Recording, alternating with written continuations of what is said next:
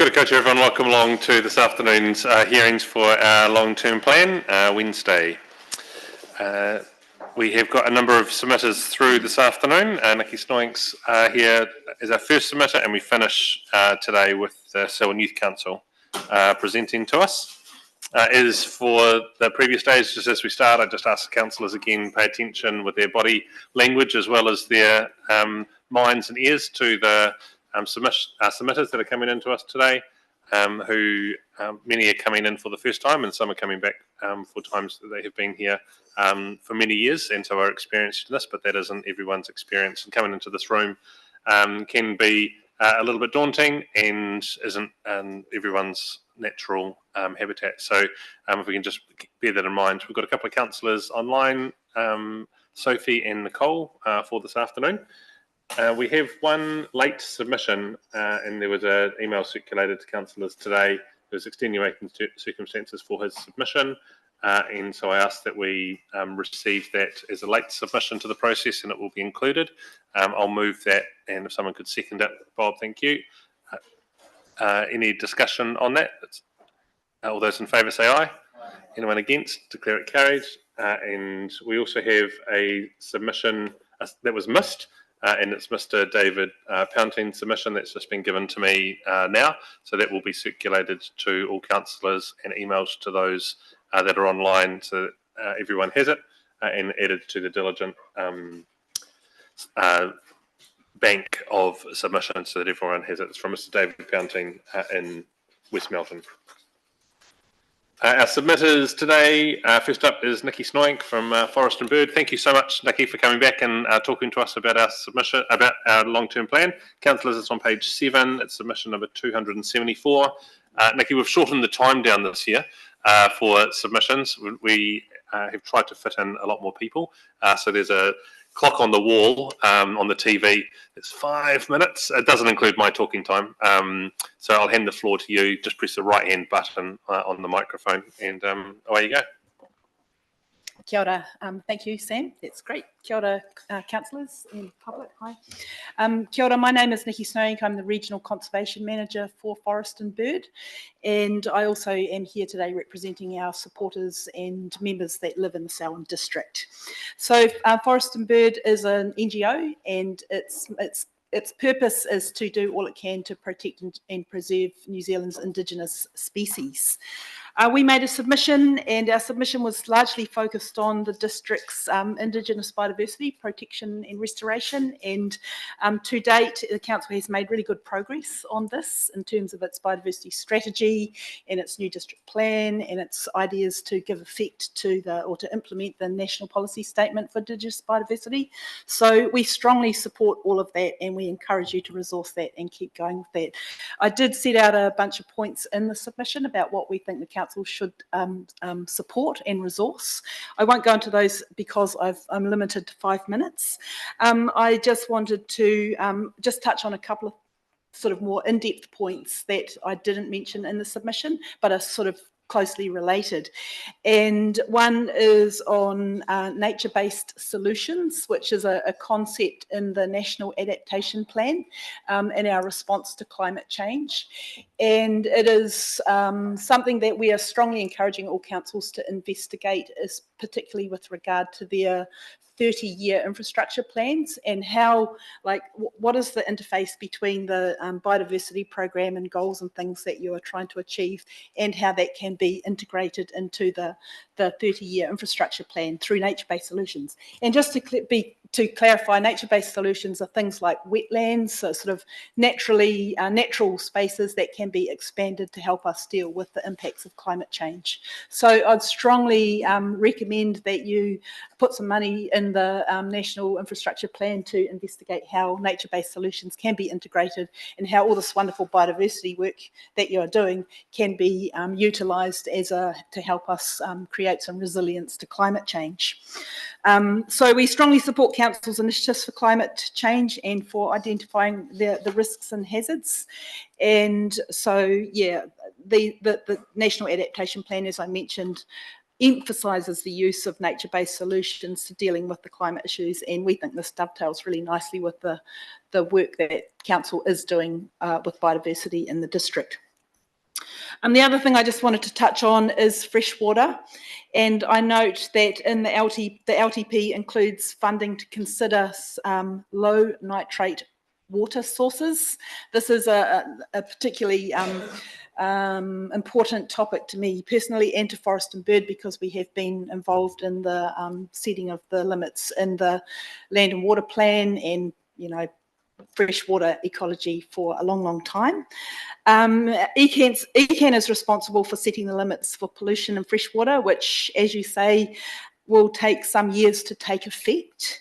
Arguably, and in our view, we think the wrong limits have actually been set, and they've been set more to enable land use intensification and more irrigation and large-scale dairy farming over protecting drinking water sources and freshwater ecosystems. So that's our view. And there were numerous warnings that land use intensification drives an increase in nitrates.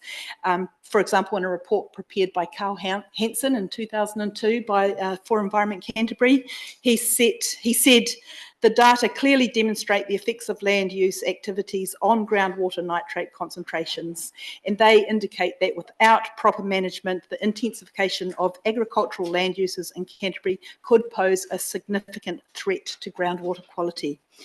And also, University of Canterbury zoology professor Wally Clark, he warned of the impacts of nitrate and E. coli contamination from intensive dairy farming a long time before Carl Hansen even. Regardless, the intensification occurred, and it seems now the chickens are coming home to roost. You have proposed that in the long-term plan budget, 5.3 million over 10 years to investigate the feasibility of centralising water supplies. The cost of dealing with this foreseeable issue is now to be socialised amongst all the people of Selwyn, including our own people who didn't want it in the first place. So while acknowledging Forest and Bird acknowledges the Council's obligation to public health and to provide clean drinking water, at the very least we think this proposal needs to be accompanied by a plea to central government to not repeal Te Mana o Te Wai, the overarching policy in the National Policy Statement for Freshwater, and a strongly worded letter to ECAN to set better limits that comply with Te Mana o Te Wai to protect drinking water for our communities and freshwater ecosystems, as well as a bill to Fonterra and Central Plains Water, who seem to be, the ones benefiting from this massive externality that we're now facing. Also, I note the funding is to investigate over the next 10 years. There's actually an issue there now with lots of people's drinking water supplies contaminated or undrinkable. And we think that a short-term solution could be to tap into the supplies that are low nitrate already and encourage people to come and fill the drinking water up there. That's a really good short-term solution, while longer-term solutions are sought through the investigations that you are proposing. Great. Thank you, Nikki. That brings us to the end of your time. Is there any concluding comments you'd like to make? No, that is the absolute end of my submission, so just wanted to finish there. Great. Thanks. Thank you so much for coming in today and presenting that, as well as your written submission that'll all taken into consideration by councillors over the next month, and we'll be making final decisions early in July. So thank you. Cool. Thank you very much. The next submitter is Alistair Barnett, Lakeside Memorial Hall Incorporated Committee, and it's on pages 12 through 16 of today's agenda, and it's submission number 1412.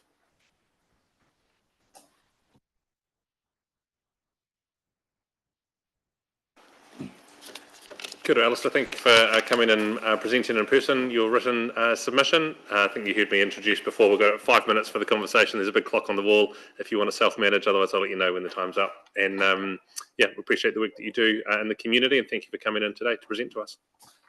Great, thanks, Sam. Kia ora and hello, everyone. My name is Alistair Barnett, as Sam has mentioned, and I am the chairperson of the Lakeside Memorial Hall Incorporated Committee.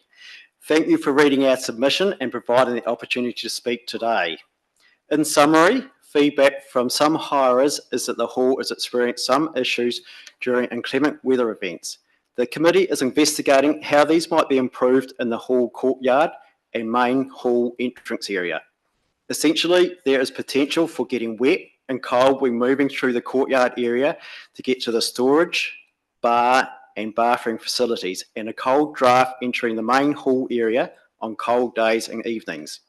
The hall is perhaps the council's only purpose-built architectural award-winning wedding and funeral venue. It is well used, and I note that it is booked as a wedding venue every weekend for January and February 2025, living up to what we had hoped when all embarked on the rebuild project. The committee hopes that the council will set aside more funding for further enhancement of the courtyard and entrance experience. This was envisaged at the outset of the rebuild project, but deferred until funding allowed. Essentially, would like to keep the elderly dry and warm and the brides clean and bright. We have suggested some solutions that will help retain the build of the hall's popularity. These include, but are not limited to some or combination of the following: drop-down blinds to temporary enclosed courtyard roofed area, removable shade sails, retractable roof, outdoor heaters, probably the radiant type, installation of a double airlock door to prevent patrons inside the main hall becoming wet or drafted when main hall doors are open. Since the submission was lodged, we have met with a weather-wise representative to scope suitable options. At this stage, it appears to be a double airlock door and drop-down blinds along with some outdoor mounted heaters. We expect the installation of such items would fall well within the maximum $100,000 budget requested in the submission. And just on this, we had a meeting on Monday evening at the hall, and the committee decided that the option of a louver-type retractable roof would not be suitable for the hall. The aspects of it being too visual and detracting from the architectural clean lines of the hall. So this removing probably the most costly option in the submission. Whatever the improvement, it is important that we do not impede on the architectural award-winning appeal of the building, with clean and clear lines and a sense of historic value with the portraits of fallen soldiers and the honours board. This is why many hirers are very attracted to the venue. Lakeside residents have previously been well served by council staff, councillors and CORD. And on that note, I just mentioned the CORD staff and management too. The surrounding landscape area around the hall is certainly beautiful and very attractive at the moment, and certainly influence potential hires when they come to view the venue. The committee genuinely appreciates the willingness of Selwyn District Council to consider any suggested improvements for the hall and surrounds in the past and going forward. The committee is happy to work with Selwyn District Council to rectify the issues and work through the potential solutions. Also, there may be other independent and small funding streams available that could assist in meeting the overall cost of the improvements. The following recommendation is made: that up to $100,000 be allocated for courtyard weather protection upgrading at Lakeside Soldiers Memorial Hall in the Selwyn District Council long-term plan 2024 to 34. The Lakeside Hall Committee would really appreciate being consulted if this submission is successful, and plans going forward. We feel having a good investment in the venue itself, and we have a good understanding of the hirers' needs and potential going forward. The committee thanks the council for considering this submission. Very much appreciated. Great, thanks, Alistair. Great submission, and thank you for all the work that's gone into getting those hires in the future years as well. Obviously, the popularity of the facility is becoming more and more well known. Phil, you had something? Yeah, I was just quickly going to say, have you done any fundraising of your own towards the project? Well, Phil, we did a massive fundraising campaign to get the hall built. We raised over $300,000. Yeah, I remember that, yeah. Since then, potentially, no, we haven't, but we're talking possibly going to places for grants, and the Lions Club, who use the hall regularly, have indicated that funds may be available for such a project like this going forward if the council were to lead the project. Oh, that's great. So the conversation goes forward. That's brilliant. Thank you for that. Thanks for your time this afternoon, Alistair, and coming in to present that in person. We'll be back in touch in about 6 weeks once we've made final decisions. Thank you.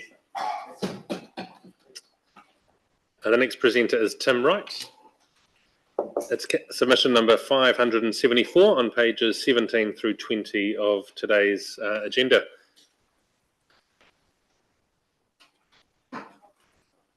Tim, welcome along and thank you for your written submission, which councillors have seen, and today is an opportunity for you to highlight anything in there that you'd like to raise to our attention or bring in any new information that you've got for us. We've got a couple of councillors online, and just press the right-hand button on the microphone. The floor's yours.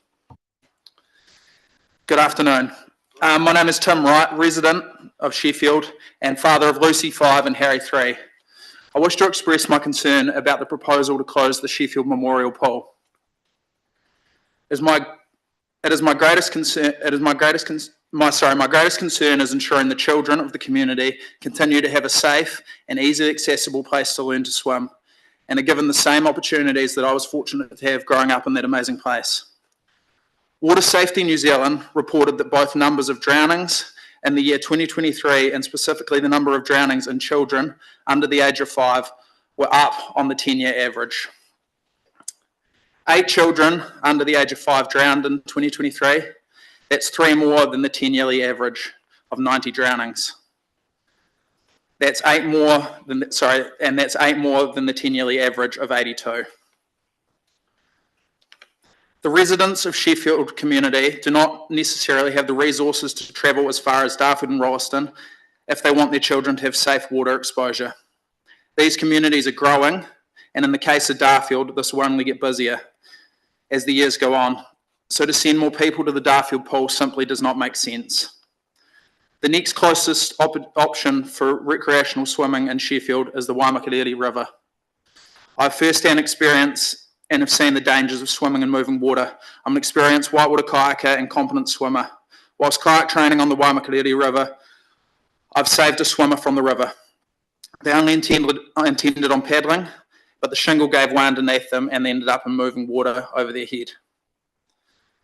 In the past 10 years, the Sheffield Memorial Pool has had a large amount of ratepayer money spent on it, especially on the upgrade of the storage, changing facilities and heating system. To see this money wasted as the result of a closure really makes me question the long-term decision-making of this council. I think it's also worth noting the positive impact the Sheffield Pool has on the wider community. It's a place where people come together to connect, and it provides a positive impact on people's mental health and well-being. I would like to see the money assigned for the pool's demolition given to the community, alongside the ownership of the pool. The community would then use this money to further upgrade the pool itself and offer summer swimming through the key system for many years to come. Thank you very much for your time. Good, Tim, thank you for that. It's time for a couple of questions. Elizabeth. Hi, thank you. Are you keen for it to stay with the diving board as is? And I presume there's already discussions amongst the community about how this key system could operate in the volunteer system? Yeah, sure. So, I mean, the diving board would be great, but I guess that's probably not that important. We'd rather, obviously, having the pool up and running is key. The key system's already been proven to work. It worked up to the council took it over, whenever that was exactly. So I guess we would look, well, in my eyes, we'd look to set up a group that would run the pool, and then, it's you simply have a key system and go from there. And that's proven to work at other community pools in the area, such as Culverden and one on Banks Peninsula. Thanks, Tim. Your submission supports lots of others that we've received from your community, so thank you for coming in this afternoon and presenting in person. It really helps us understand your point of view. Councillors will be deciding on all matters within a long-term plan over the next 3 or 4 weeks and making final decisions early in July. And we'll be back in touch after that. So thank you. Thanks, Sam. Cheers. The next presenter is Bill Martin and Paula Jameson. Submission number 1413 and is in diligent on pages 21 through 28.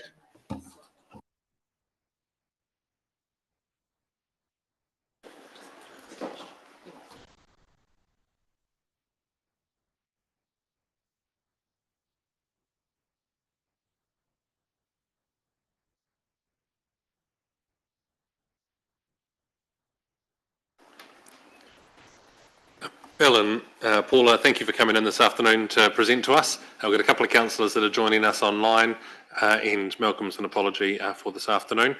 We thank you for your written submission, which has been circulated to all councillors, and this afternoon's an opportunity for you to highlight anything within that submission or bring any new information to our attention.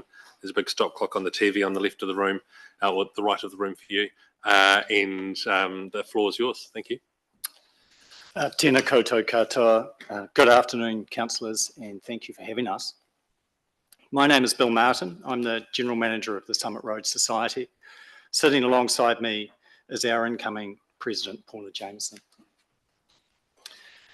We were invited to make a submission about a strategic partnership with the Council, and I'd like to briefly highlight some of the key points from that submission. Summit Road Society was formed in 1948 to further the vision of Harry L. to protect and enhance our Port Hills for conservation and recreation. Today, the Society owns and manages 4 reserves on the Port Hills covering over 500 hectares: Omahu Bush, Gibraltar Rock, Ahinatahi and the Linda Woods Reserve. We operate 4 volunteer groups, and we also lead the backyard trapping project Predator Free Port Hills, all of which undertook 15,000 hours of work last year. Our long-term vision includes restoring native vegetation to the gullies of the Port Hills. Among other benefits, native reforestation of the gullies will store carbon, improve biodiversity, create habitat for native species, reduce fire risk and reduce sediment pollution in the Opawaho Heathcote River and Littleton Harbour. These landscape scale projects involve collaboration between Christchurch City and Selwyn District Councils, community groups, private landowners and hapu. This makes the development of a comprehensive Port Hills-wide management plan and funding for its implementation essential. This is something the Society has been calling for many years. We strongly support the establishment of a strategic partnership between the Council and the Society, and the Society requests an annual grant of $20,000. Of the 533 hectares owned and managed by the Society, 150 hectares, 28%, is within Selwyn District. This makes Omahu Gibraltar Rock the largest privately owned free-to-access bush reserve in the Selwyn District. As detailed in our submission, the cost of maintenance, weed management, pest and predator management in Omahu Bush has been $16,000 a year over the last 3 years. Volunteer hours for Omahu Bush project were 1,570 in 2023. This is equivalent to $40,000 per annum at the living wage.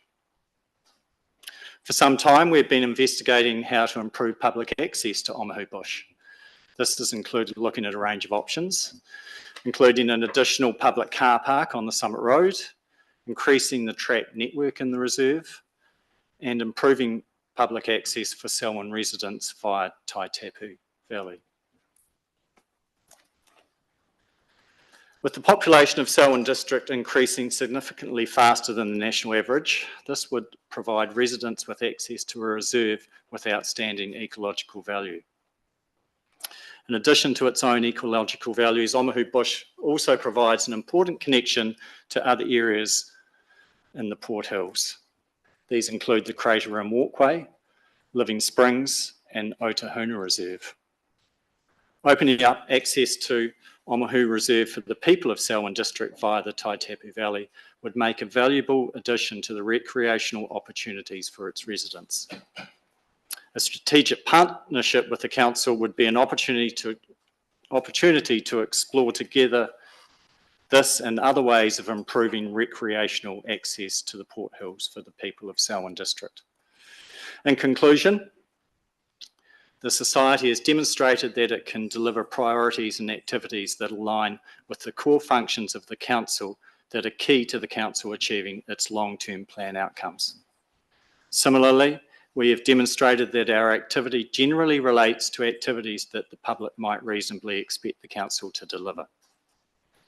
Funding the society is a very economical use of resources, as volunteers can achieve a great deal with a small amount of money. Moreover, our work supports local action in response to the crises of climate change and biodiversity loss, and also supports physical and mental health, community cohesion and connection, and the enhancement of our natural environment. Ngā mihi nui. Good. Thank you for presenting that to us. Very clear submission on your request to us and also the value of the work that you do currently. Just thank you for that ongoing work that's happening. A question from Elizabeth. Hi, in terms of community access, can you just tell me what the community is able to access? Are they walking tracks, cycling tracks, horse riding tracks? And are you open to all three of the above and potentially as a way of gathering a bit of revenue as well? It's the Omahu Bush and Gibraltar Rock Reserve are under a QE2 covenant. It's accessible for walking only. It won't be accessible for horse riding or for bike riding. However, if some of the opportunity is taken to investigate access, such as through Gherkins Road, there's a lot of bike riding that can take place at least up to the top of that road. But the bush and the reserve is the jewel and the crown of our reserves, and certainly on the Port Hills, and it will be retained as accessible to the public for walking, but not the other activities. Great, Paula, thank you for that answer, and both of you, Bill and Paula, for coming in today. We'll be considering your submission with all the others over the next 3 or 4 weeks, and then making final decisions in early July, and we'll be back in touch after that. Thank you. Thank you. Thank you. The next submitter is Sophie Ralph, Rollon College, with Rachel. Councillors, this is on page 29 of today's agenda and is submission number 1418.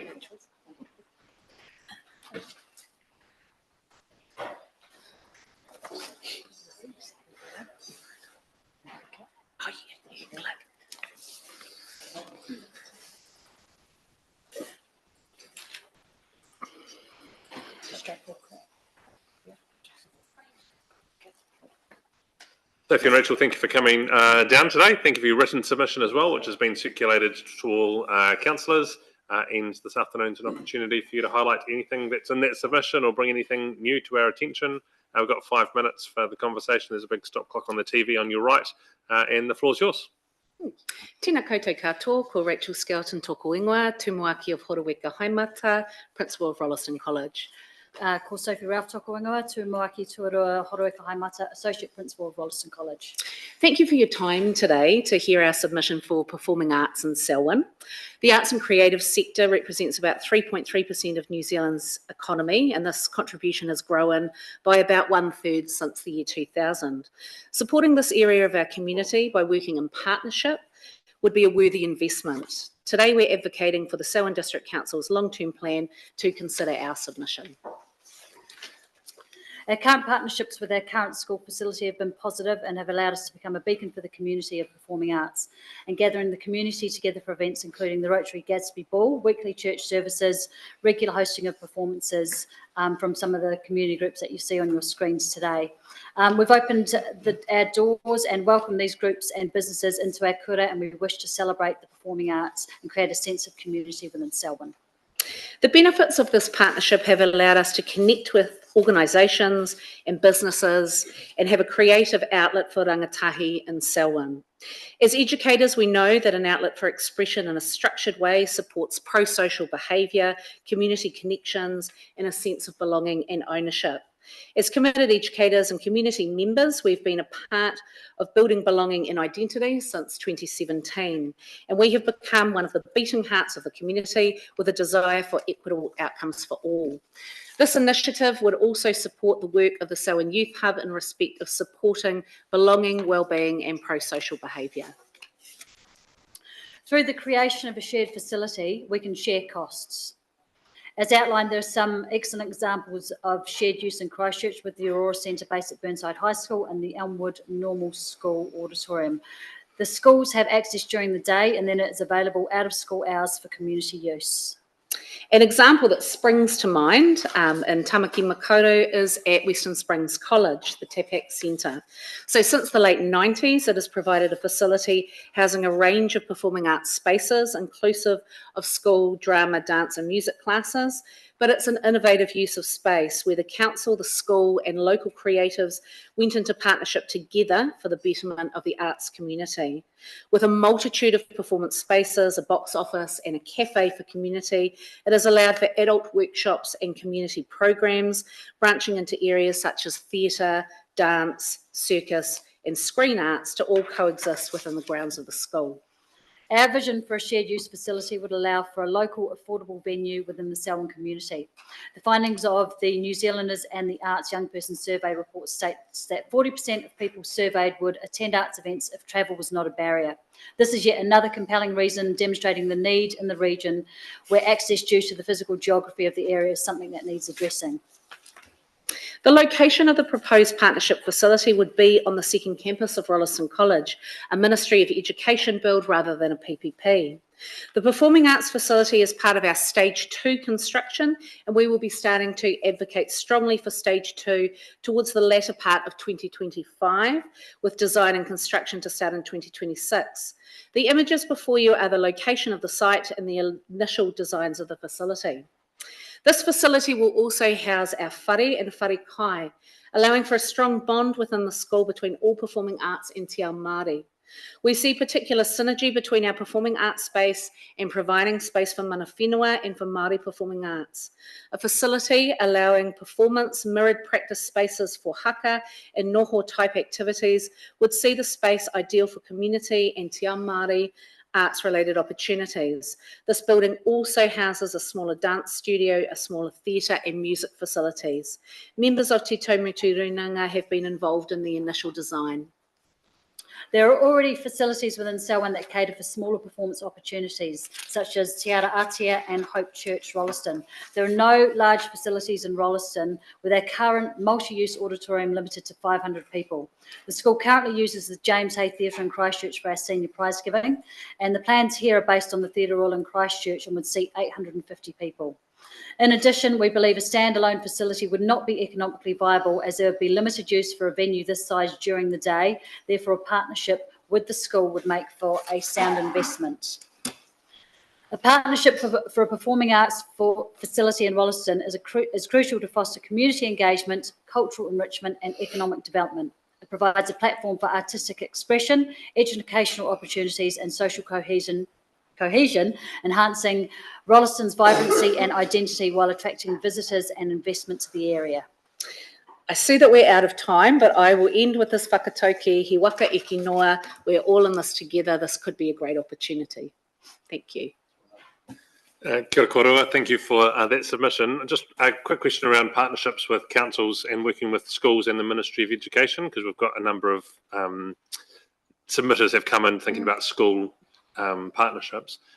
In your experience and thinking about other spaces as well, can you just tell us how easy you think it's been for these types of things to land within a community? Do they add complexity? Does it add time to the project? What sort of things might we expect as hurdles as we work in partnership with a school and with the Ministry of Education? I think probably particularly in performing arts, having worked at Western Springs College for a number of years myself, I guess it's about creating a good MOU and a governance structure and looking at who are the important people to be at the table there and have their voices heard. And the stronger that is at the beginning and making sure that everybody's clear, the better things are moving forward. Great.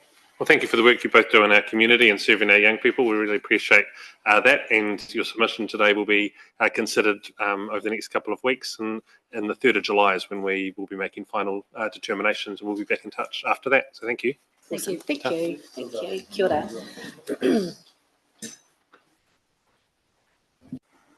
The next presenter is Alistair Ross.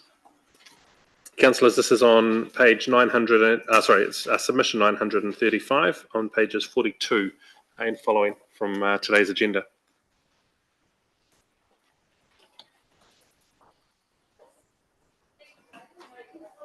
Alistair, welcome along to this hearing. Thank you for the written submission that you've given.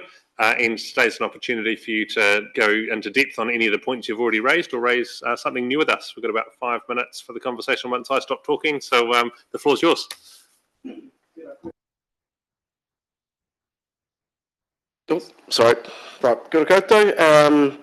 This is really just a very simple idea I've come up with as an individual. I'm sure it's something that's been raised before, but struck basically on about the 12th journey between Lincoln and Wollaston during the week. Why do we actually not have any kind of functioning public transport within the Selwyn district?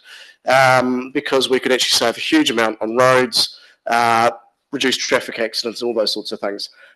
Just very basically, because of an individual, I come from Christchurch, but I've spent a lot of time around Lincoln. I've spent nearly 20 years overseas, seeing how good functioning public transport systems can work. But I currently live in Lincoln and got a family of 5, so 3 boys, and a couple of them are heavily involved in sports. Basically, the issue is that you've got a lot of people around the Selwyn district. You guys all know this. A lot of the people that are moving into the district have got young families. The way that things have been set up is all your infrastructure in the area, or our infrastructure, I should say, is based in Rolleston. It's the only way to get around the district is by car. I'm not sure how many of you live out Lincoln Way, but we moved in about 6 years ago. That trip between Lincoln and Selwyn Aquatic Centre used to take about 10 minutes. You could guarantee that now it's 15, maybe more, not accounting for roadworks. That's a sign just of their population increase. But the other thing that we've noticed is that's the number of trips, because if you have anyone involved with any number of sports, so for example, football, hockey, basketball, etc., a lot of that is based in the lovely Selwyn Sports Centre, Selwyn Aquatic Centre as well. So what we're finding in this experience for other people, peers within Lincoln, huge number of people are making that trip, even with carpooling, which we do to try and get around some of the football practices. It's still a huge number of journeys per day. So if you multiply it by the number of families, you're going to see very quickly that a large amount of that traffic is actually being created by people just having to commute. A lot of the people that are being ferried from Lincoln, and I suspect other areas, are actually fully capable of taking public transport, but the current access to public transport is very limited. The times are limited and don't fit in with after school and training times. So my plea really here is, can we not come up with a system, a public transport system, and I'm aware this is largely ECAN's domain, but Selwyn District Council say we actually need to have some kind of functioning public transport that allows people within Selwyn to get around without having to have a car. And so really the hub and spoke kind of model could work quite well within the district. It would just be really good to see that happening. That will also help to mitigate a lot of the moaning that you're probably also hearing about traffic. But there's no alternative to the car. We need to have some alternatives to the car for public transport. Great, Alistair, thank you for your submission.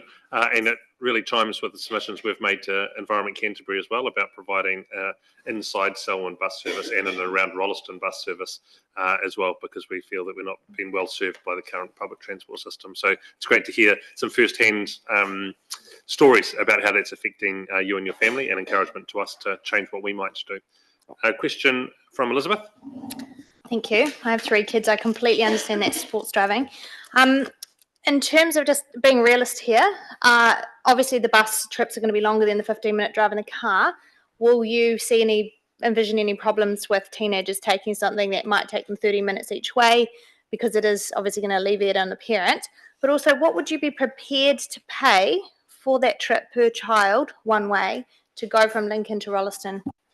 That's an interesting question. Obviously, with inflation, by the time I answer, that price has gone up. I think you are looking at, so at the moment, to take to Christchurch, it costs $2 for a child. I think people would be willing to accept those kinds of prices, saying that would be mandated by just the normal metro services that we have into town. I think much more, obviously, you run into issues, but then, of course, as we've seen with the half-price fares, a lot of it's about a culture of being able to take buses and knowing that that's actually a really good alternative. Again, overseas experience suggests that people actually manage very well without cars, as long as there are ways of getting around. If you look to the future, you could probably see driverless buses, all that sort of thing as well. So again, I know this takes time, but if it's a good service, people will use it. Right, Alistair, thank you for that response and for coming in today to share your ideas with us. We appreciate it. Thank you very much. Ta. The next presenter is Cindy Driscoll. This is Craig Blackburn's original submission for Go Hororata. It's on page 46. It's submission number 1406.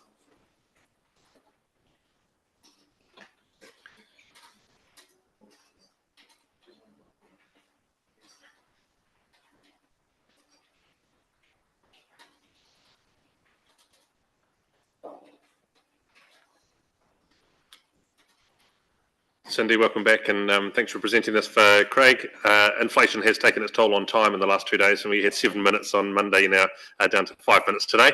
And I hand the floor to the two of you. Thank you. Craig puts his apologies in. It just didn't work for him this week. So Susan has joined me, and she's got a verbal statement from Go Hororata, and then we can take questions. Okay. Dissolving of the committees of council ended a structure where communities could be involved in the operation of community spaces like the Hororata Reserve. Since then, the question Go Hororata asked was, what's the new way forward? We as a community still want to be involved in managing and developing our public spaces. The Hororata Reserve Master Plan was part of the solution, a way for community and council to collaborate. In 2020, the master planning process was started. COVID did hold us up a bit, as did the changes to the community centre plan. The planning process was put on hold for 2021 and picked up again in late 2022. During this time, several significant things happened with the Hororata Reserve. Trees were damaged in several windstorms in 21 and 22, causing 80% to be felled, which saw part of the walking track removed as well. The council closed the equestrian cross-country course. The new toilet project was started and was met with issues surrounding the waste discharge. The community, with the council staff, has done what they could within the budgets available to manage these issues while working on the master plan. A number of projects are sitting incomplete as we are waiting for budget to be allocated to finish them. In February 2024, the final version of the master plan was circulated by the council through media and community newsletters. It was positively met. There was not one negative comment on social media or received directly. We assume the plan has been circulated to councillors. The master plan was a win for council and community working together. So you can imagine our surprise to discover in the long-term plan the budget has been significantly changed, with no funds allocated for the 24-25 financial year, and overall $240,000 taken off the budget. The budget was submitted, it was developed by staff and the community strategically to see the master plan implemented over the next 10 years in an efficient way with costs being carefully managed. There has been no strategic process applied to these changes made. Keep in mind, as a community, we supported district-wide rates because we were told by council it would benefit rural areas. It would appear this is not the case, and funds are not being shared fairly across the district. The budget submitted was conservative and only achievable with careful management use of volunteers and local contractors. But it won't be achievable if the council choose not to engage with the community and continues to use companies who then subcontract jobs. We've got a recent instance of a new fence. There were 3 companies involved with subcontracting, and when one local contractor, who is a vendor of council already, could have completed the work for a lot less. The community sees this as wasteful spending of ratepayers' money. Another example of this is the signage on the new toilets.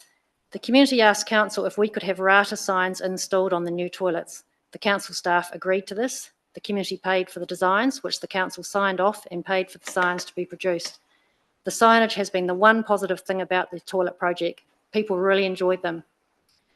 Sadly, now another department of council has said the signs need to be removed.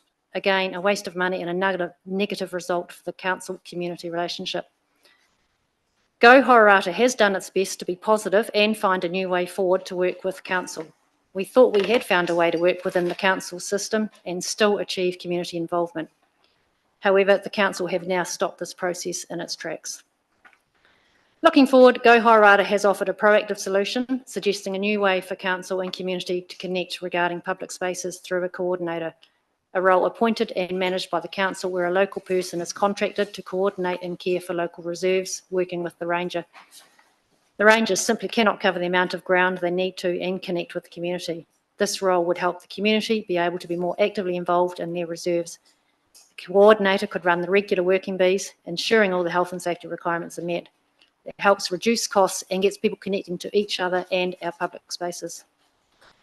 We hope the council reconsiders the budget for the Haurata Reserve and considers the coordinator role not just for Haurata, but a cluster of reserves in Melbourne. We also hope that councillors ask staff if there's a scenario where council and community can truly work together and collaborate to achieve results. And please, can we have toilet seats in our toilets? Thank you. Susan and Cindy, thank you for coming in and presenting that.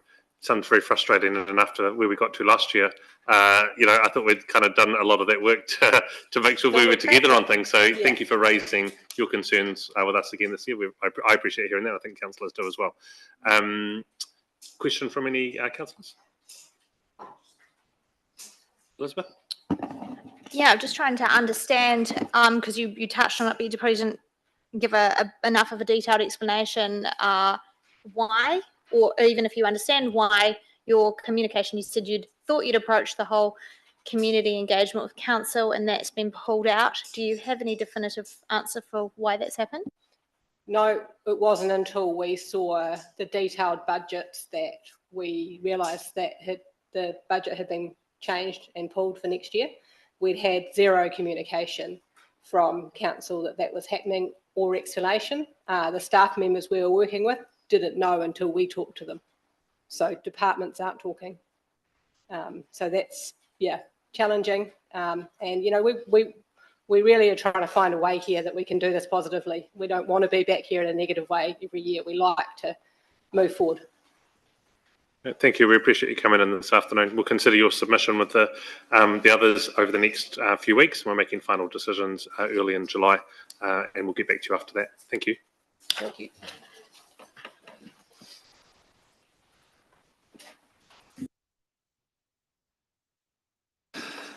The next submitter is Maurice Wright. It's submitter number 1165, and it's in page 51 through 55 of today's agenda.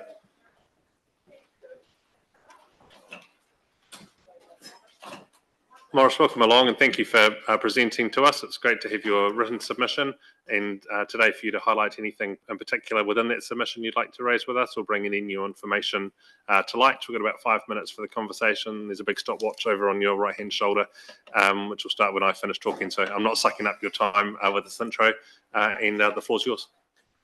Well, thank you, Mayor and councillors, for the opportunity to speak regarding my submission on the long-term plan. The vast majority of questions in the long-term plan consultation document seem to be a deliberate distraction from the more significant issues facing our community, of which there are many, and I will only have time to touch on a few today. For those who aren't aware, New Zealand time in 18 months. Yet many councils, including Selwyn, are proposing, or in reality have already decided, to embark on a mass borrowing program, increasing council debt to levels never seen before. Councils are being set up on a path for centralisation by central government when borrowing levels and interest and/or debt repayment becomes unsustainable. We have all seen in recent times the pitfalls of centralisation. Just look at the state of our health system or the Three Waters debacle. Do we really want to lose local ownership, local voice, and local control? Economies of scale is defined as the cost advantage that entities gain due to their scale of operation. However, the economies of scale concept does not seem to be working for the Selwyn District Council. Selwyn has grown significantly in recent years, with new subdivisions stretching as far as the eye can see in some areas. The council has collected, and is still collecting, development contributions from developers on every new section created, and has a significantly larger and still growing ratepayer base. Despite the increased income, the council is struggling to make economies of scale work for its ratepayers. In times of economic hardship, your average family looks at ways of cutting back on unnecessary spending. This could include sacrificing that $5 cup of coffee or not eating out and taking a packed lunch to work. The council needs to take a similar approach. The council needs to review its ever-increasing range of services and determine which are absolutely essential and which are less essential and not as important in times of hardship, but nice to have in times of surplus. The majority of ratepayers will understand that for the council to cut back on less essential spending in order to reduce our rate rises will mean we have to sacrifice some of our less essential services. There are many ways the council can assist community groups and business without spending vast amounts of money. Rather than financial grants, community and sporting groups could be assisted by offering free hire of rooms or venues owned by the council. Community groups, sports groups and individuals can do their own fundraising or look at options for corporate sponsorship. Last week's Selwyn Times had an article about Affinity Gymnastics. Their president says the club would be grateful for some reserved land from the council and they will raise funds for building their own facility. That's a great example of the council supporting the community without spending more ratepayer dollars. Options such as peppercorn rental of such land to community groups could also be considered if the council wishes to maintain ownership of the land. Transportation is a significant area of spending. What is needed for safety and what is just a nice idea but not essential, such as the Arthur's Pass cycleway. The proposed park and ride facilities could be done more prudently by using gravel instead of sealing the car parks. Look at the numerous Wilson's car parks in the Christchurch city centre that are gravel and well used. Rather than a monetary fund to support and grow local business, why not have a policy to use local Selwyn businesses for council spending where possible? Council tenders often have large companies come in lower than the smaller local businesses, but they have budget overruns anyway. If there is a natural disaster, such as a significant earthquake on the Alpine fault line, the council will need to be able to act and assist affected residents. With ever-increasing levels of borrowing, how would the council be in a position to support the community in such an event? We have seen increased flooding in the district in recent years, and I would much rather see funds spent on dredging rivers and ditches of weeds and silt and making sure Lake Ellesmere is opened as much as possible than spending my rates on a cycleway to Arthur's Pass. There is a high chance of another pandemic rolling around, possibly worse than the last. As we have seen, this would create even more economically challenging times.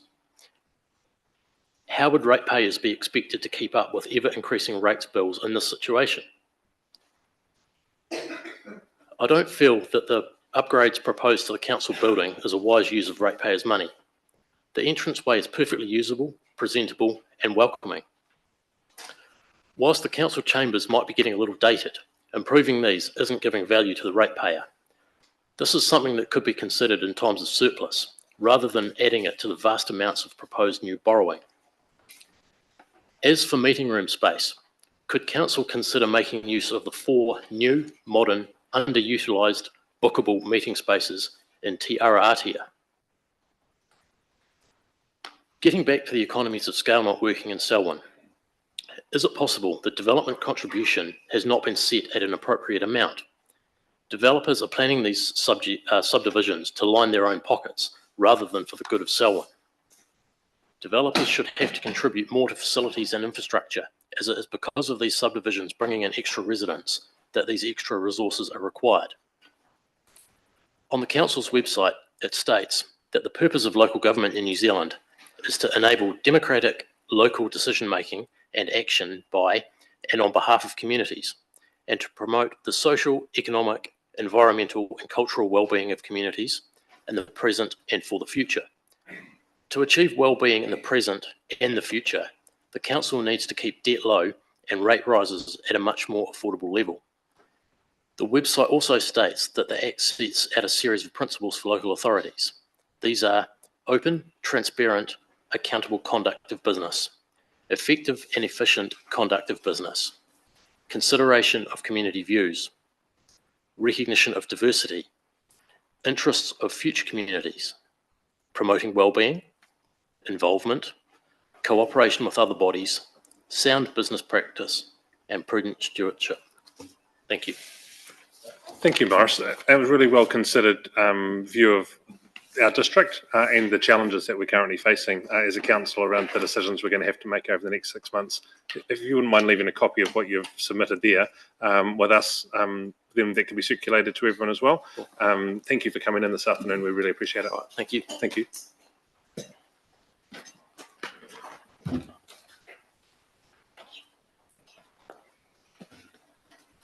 The next presenter is Sher Vargo, Youth Southwest Christchurch Trust. This is submitter number 1241 on page 56 of today's agenda. Turns out it's Jay and Mana and team.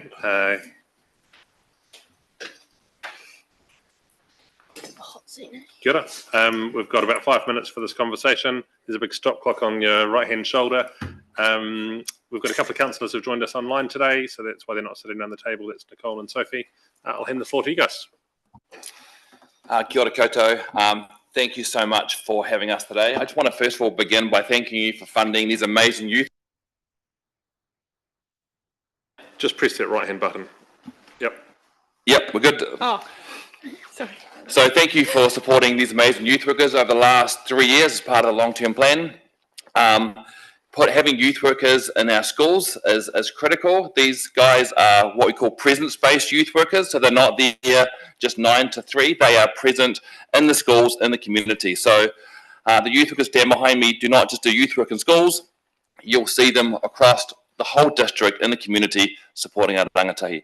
And so I just want to pass over now to some of the youth workers who'll share some letters written by some other people who want to speak into the space.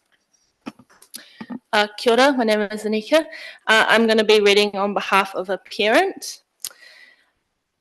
Dear sirs, I had hoped to be able to speak at your meeting in person, but unfortunately I have prior engagements, so I wish to pass on my written support for Hope Youth at the services they provide. I'm a parent of a 9-year-old boy who struggles with school in general and with social interactions with his peers, and was fairly recently diagnosed with autism. In addition to this, we experience very challenging behavioural issues with his sibling, which he is also considerably affected by. I am grateful that my son has had the opportunity to receive support from one of the 24/7 youth workers over the past 3 years, and it has had a profoundly positive impact on him. He's been fortunate because his youth worker is involved in both his intermediate and high schools, which has allowed him to establish a strong connection. Not only does the youth worker assist him during school hours, but they also engage in activities outside of school, such as helping a local business with practical tasks. This experience has given my son a sense of accomplishment and fulfillment from aiding others. Additionally, my son has participated in the weeknight youth group organised by the youth workers, where he was able to create friendships. While it might not have initially been his preferred activity, he felt welcomed and supported, which meant a lot to him.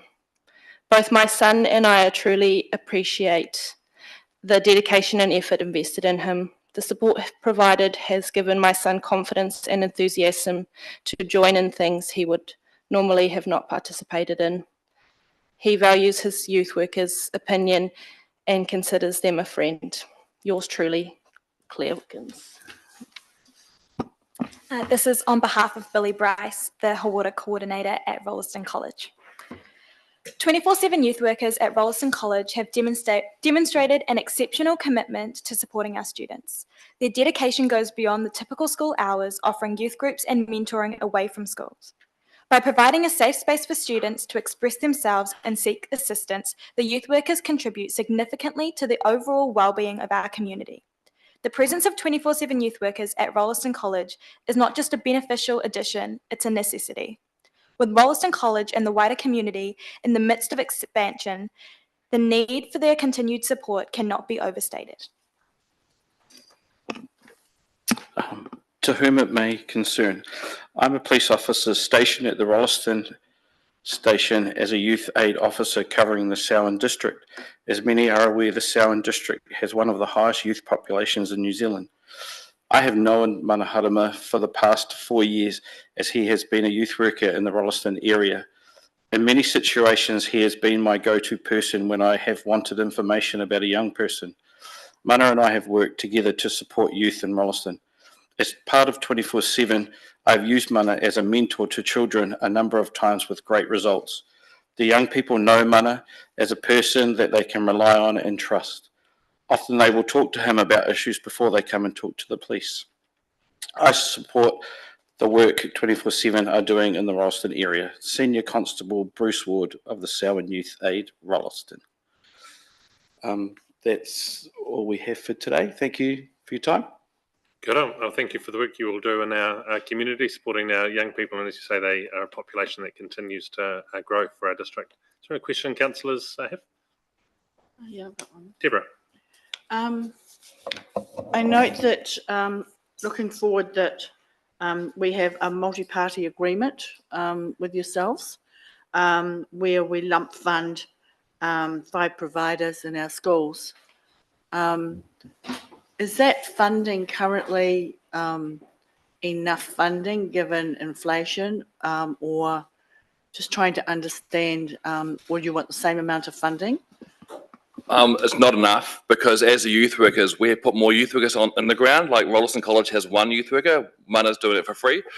We need to be able to fund more youth workers in schools across the district, and that $70,000 gets spread over 8 youth workers, 10 youth workers, 15 youth workers. So we are looking for more funding because this district needs more youth workers in schools, and at the moment, I think it's been $70,000 for the last 6 years, and so we're having to work smarter.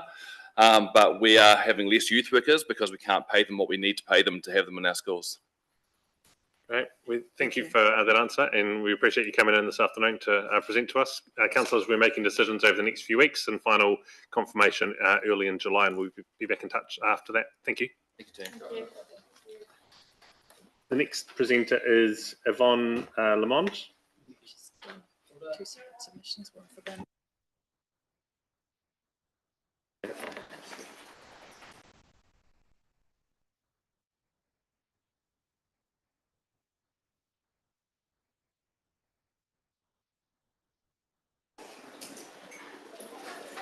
Yvonne is presenting 2 submissions to us. One is a personal submission and the other is a Selwyn Central Community Care submission. Yvonne, we've got 5 minutes for each, but you can use that 10 minutes however you like, presenting one or the other. It doesn't matter to us, and maybe I'll just ask for if there's any questions, if you would like questions on things between the submissions, if there's time, but I'll hand the floor to you. Thank you. Thank you. Thank you all for allowing us to represent Selwyn Central Community Care. We're a volunteer organisation who service Rolleston and the surrounding area. Excuse me. We provide transport to hospitals like Christchurch, Burwood, St George's and medical appointments. We also have a van which takes people on social outings. Our targeted area are the senior residents within our community, many of whom lose their licence as they get older, or individuals who have lost the ability to get out because of health reasons. Many live on their own and have no one else to take them to appointments. They are isolated. To use public transport when you're not well is not an option. Taking a taxi to Christchurch Hospital would cost approximately $200 return. And even if they have a card, it would still cost over $70 odd just to get to the hospital and back, and then trying to find a park if you had to. Try paying that out of your pension money. Driving Miss Daisy is even more expensive. This is where we help. We work on a donation basis only. People contribute what they can afford. We, as an organisation, raise funds to assist people to get to their doctor, specialist appointments. Some assistance from the council would be appreciated. Last year, our volunteers clocked up 34,469 kilometres, dedicated at least 1,582 in volunteer hours, which would equate to $63,280 at $24 an hour. Then there are the hours our volunteer drivers clock up on the van as well. as well as extra visiting. We have volunteers that work on the community garden, drop off vegetables, etc., to enable those on the pension to make ends meet. Our van was donated by an extremely generous benefactor. With this, we take people on social outings, preferably around the Selwyn district, but sometimes further. It's fantastic to see these people interact and socialise with each other who might otherwise be stuck at home. We see this as assisting in their mental well-being. We receive requests from doctor surgeries, the hospital, nurse ward, community nurses, Cancer Society, etc. Dementia Canterbury is also refers our service to give families a break. As a council, we would like you to act more responsibly towards the older generation. Recently, it was published that the council has dedicated the Old Community Centre as a youth hub. It takes a village to raise a young person, what was in the article. What about the older generation? What does the council actually do for the older generation? Our suggestion would be that you make an older person's hub available. It was said that there are 7,000 young individuals in Selwyn. According to the same statistics, there are 9,800 over 65s in Selwyn. What is actually being done for them? Yep, there is Mature and Motivated, which is, I believe, run by the council. But what else is run by the council?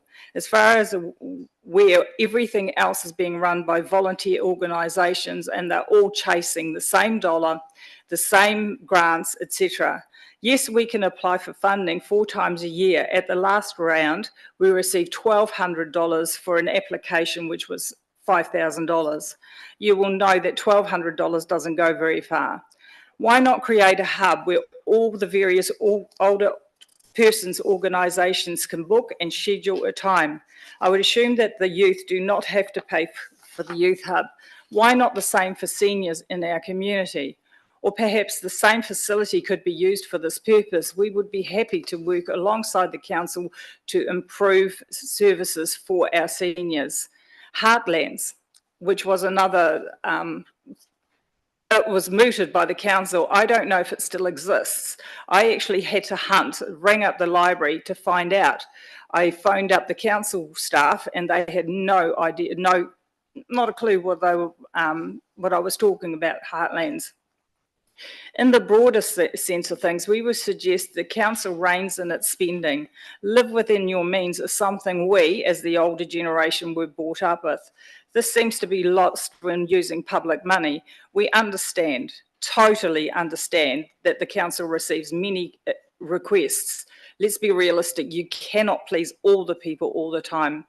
Maybe a suggestion was put forward, use a generic plan for new buildings. If communities really want a new building, let them raise funds for themselves towards a new building and see how serious they are. I mean, everyone can have their hand out, but, you know. The Sheffield pool is a prime example. I understand that the community would like to keep it. Have the council considered negotiating with the school, and maybe they would like to take the ownership of the council? The other thing, as seniors, we read that the council wants to increase its borrowing over the next 10 years. We would suggest that you pay down debt rather than borrow more. Yvonne, you're welcome to carry on. I'm just letting you know you're eating into your second 5 minutes. Okay, do you want to ask me any questions regarding Selwyn Centre community? You're welcome to finish that if you'd like, but that will just cut into your time for your own personal submission. Yep, no, that's fine. We'll just stop there. Okay. Councillors, do you have any questions for that submission? Shane? I did, Sam, but I didn't want to cut into any more time. It was just, thank you very much for reminding us of our responsibility as seniors. Do you see the development of new retirement home villages here in Selwyn being an advantage? Not to what we do know, because of the fact that they're all in there. Well, to be quite honest, we actually go into some retirement villages and pick up people. So they don't always offer what we do. And same as going to individual health appointments, the villages don't organise that for them. So they might have social outings, some of them, but not individual, no. Thank you. I'll let you move on to your own personal submission. Okay. Once again, thank you. I've been part of Paparoa Selwyn District for 54 years, so I'm not a newcomer to the area. In my submission, I wrote regarding a hospital. I understand that doesn't come under the Selwyn District Council's remit. I know that is for the government to fund, but there's a big notice on Levi Road saying, would you like to turn this into a garden? Next to where the new Pack and Save and Mitre 10 is going, I suggest that you actually go into negotiation with the council and build a hospital and have a garden surrounding it, so that it's good for the patients as well as all the others. You yourself said on public television not so long ago that we're going to have this community in Selwyn the size of Dunedin in the future. Dunedin has a hospital, Timaru has a hospital, Ashburton has a hospital. Once again, I'm reverting to the Selwyn Central Community Care. What we do, we take all these people into the hospital. It's not a very nice experience. A lot of our people have to go to Burwood. It takes a long time to get from A to B. So I would suggest that the council actually becomes proactive in this situation. Yes, I have been into Nicola Griggs' office as well. I just think that future planning needs to be made in this area, and that services everyone, and it will also contribute towards the businesses, because the more people coming into the area, the more it services the businesses as well. The other thing that I would like to bring up is stop the division of good arable land into smaller subdivisions. I think that's just something, because they're drawing, every block of land draws more water. We're concerned about the nitrates in the water, but the thing is, the more water we draw up, what are we doing? The thing is, nitrates are bad for humans. Are they bad for animals? Are we now eating the animals that are drinking the nitrates? Blah, blah, blah. You get the gist. There's the other side. As far as subdividing, we're all supposed to become vegans in the future, according to the activists. I'm not one of them. But how about we encourage the farmers to go back to growing wheat and stuff like that? I mean, if we're so concerned about cows, why don't we go back to that? Canterbury used to be a prime wheat grower. So maybe we can do that. We're looking as far as that's concerned. I do have another question regarding road repairs. I know that everybody goes on about potholes, but it's just something that I've seen. Is there a council inspector that goes around, like you have a building inspector, is there a council person that goes around once a road is finished, and do they actually inspect the job? Just a question. And once again, I would like to reiterate on a personal level about the overspending, and think of the greater good in the communities. We don't need fancy new buildings. I was looking at YouTube. Somebody wants to come and would like a new performing arts builder with an orchestra pit and everything else. I mean, if these people are that desperate for that, let them fund partway at least for themselves. You know, why does the council have to get involved with absolutely everything? Why do they have that expectation to have the council fund absolutely everything within our society? It's all so easy to go for a handout and want everything for free because that's what I want. It's the same as that churches have to pay for their own buildings. If they want their own building, they have to buy their own plot of land, they have to do their own building. Why not the same for all these other organisations? I mean, these people all get paid for doing what they do. So I don't see why the council has to actually subsidise that, I think. And one other thing, two actually, about 40 years it was mooted that a bridge be built from the end of Wheatonsross Road towards Oxford Way. Now, in a case of disaster, I would like to think that maybe that's something that could be back on the table after 40 odd years, that bridge be built. I mean, first of all, it would also bring, I would imagine, a lot more business into Selwyn, and I know that's not within your remit, but maybe it's something that could be mooted with the council. And the other thing is that I am a wee bit concerned that emergency services cannot go through part of some of the narrow roads within some new subdivisions, because I had to go and pick up someone the other day and it was narrowly fitting with the car. So I was just thinking, is a fire engine going to fit through that? That's all. And that's my personal submission. Oh, yeah, kia ora. Thank you for bringing that to us and for the work that you do through Selwyn Central Community Care. It's really great to have people with your hearts to serve a wider community and volunteers are the essence of many things that go on in Selwyn, so really want to highlight that. For both submissions will be considered by councillors over the next few weeks, and we'll be making final decisions early in July. So we appreciate you coming in and telling us your personal perspectives today. Thank you. Okay. Thank you. Ta.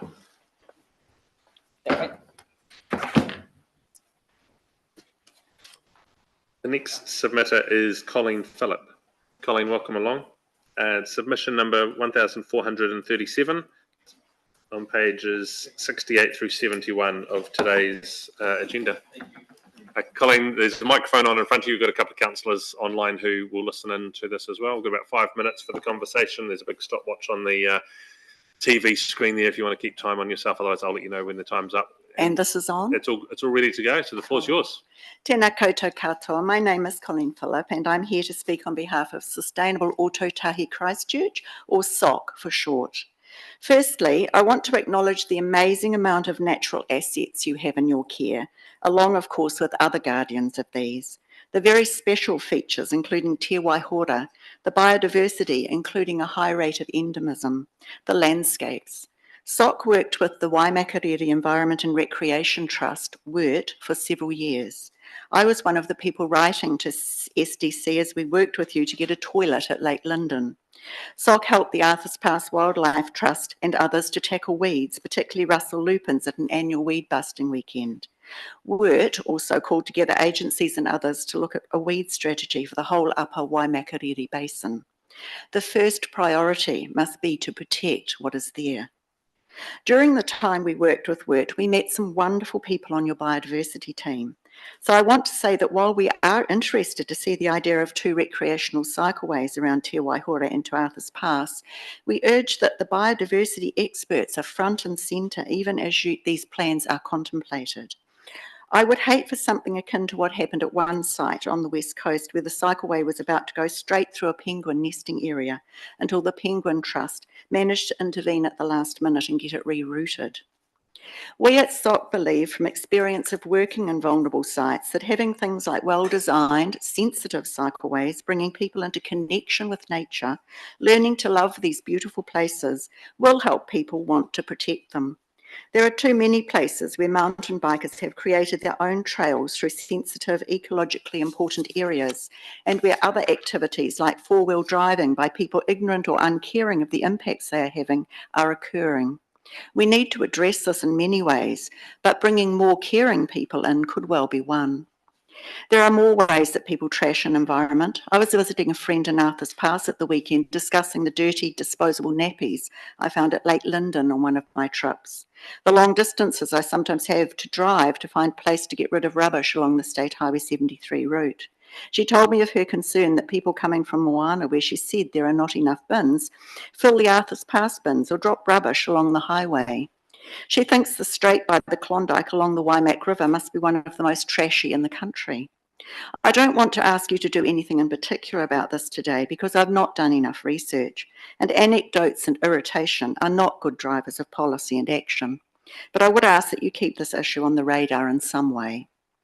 You talk about economic development. SOC support the types of business that match the values which I read about when reading about the Southern Woods Nursery on the SDC website. Matching the values and aspirations of the community, it seems that this business has worked with Selwyn District Council and has become so much more than it might have been. If your fund helps more of this type of development, then wonderful. Back to cycleways. I was travelling in the bus to Lincoln last school holidays around lunchtime one day. I spent about 4 minutes paying attention to the cycleway between Prebbleton and Lincoln, and in that time saw 3 cyclists and 2 walkers. One cyclist was a boy around 12, the next a lycra-clad rider, the third a father with his child in a bike trailer. I tell you this not because this is in any way a scientific survey, but because there will always be people telling decision makers that they never see cyclists on the cycleways. You need to hear my kind of story too. There is a sad tendency at the moment for some people to convert overt climate denial into a more covert type, with constant attacks on the solutions we have already existing in the world. This includes cycleways. The uptake of cycleways will never be at full potential until you have a network that is complete, connected, and works for the people wanting to use it. We urge you to keep progressing this. The public transport initiative is also so exciting to see. Finally, buildings. SOC support the Leaston Library and Community Centre progressing as planned. Sustainability is about community building, local connections, local decision making. Community hubs are really important for this. You don't need to look further than the success of Tūranga to see this. That is a community hub, but also a lovely, elegant building. If, as I see lately, a common theme in relation to civic buildings like Whatarau is let's build budget buildings, well, quality does not have to be expensive, but for this to be true, you need buildings to be well thought out, good design. Plus, you're building in a climate crisis. Buildings can sequester carbon. They can be part of the solution. Buildings, businesses, farms, whatever, are only truly sustainable when developed by people who care about their product, their world, and their legacy. Thank you so much for your time. Well, we had a submitter a couple of days ago who got it within 1 second. I think you were bang on 000 Oh my there. goodness. So very well done. Thank you for coming in and presenting that to us and thinking about ways that we can be more sustainable in our actions and activities and how we support that within the community. We really appreciate it. Yeah. Councillors will be considering your submission with the others over the next few weeks and we'll be making final decisions in early July. Thank you for coming in today. Thank you for your time. I appreciate it.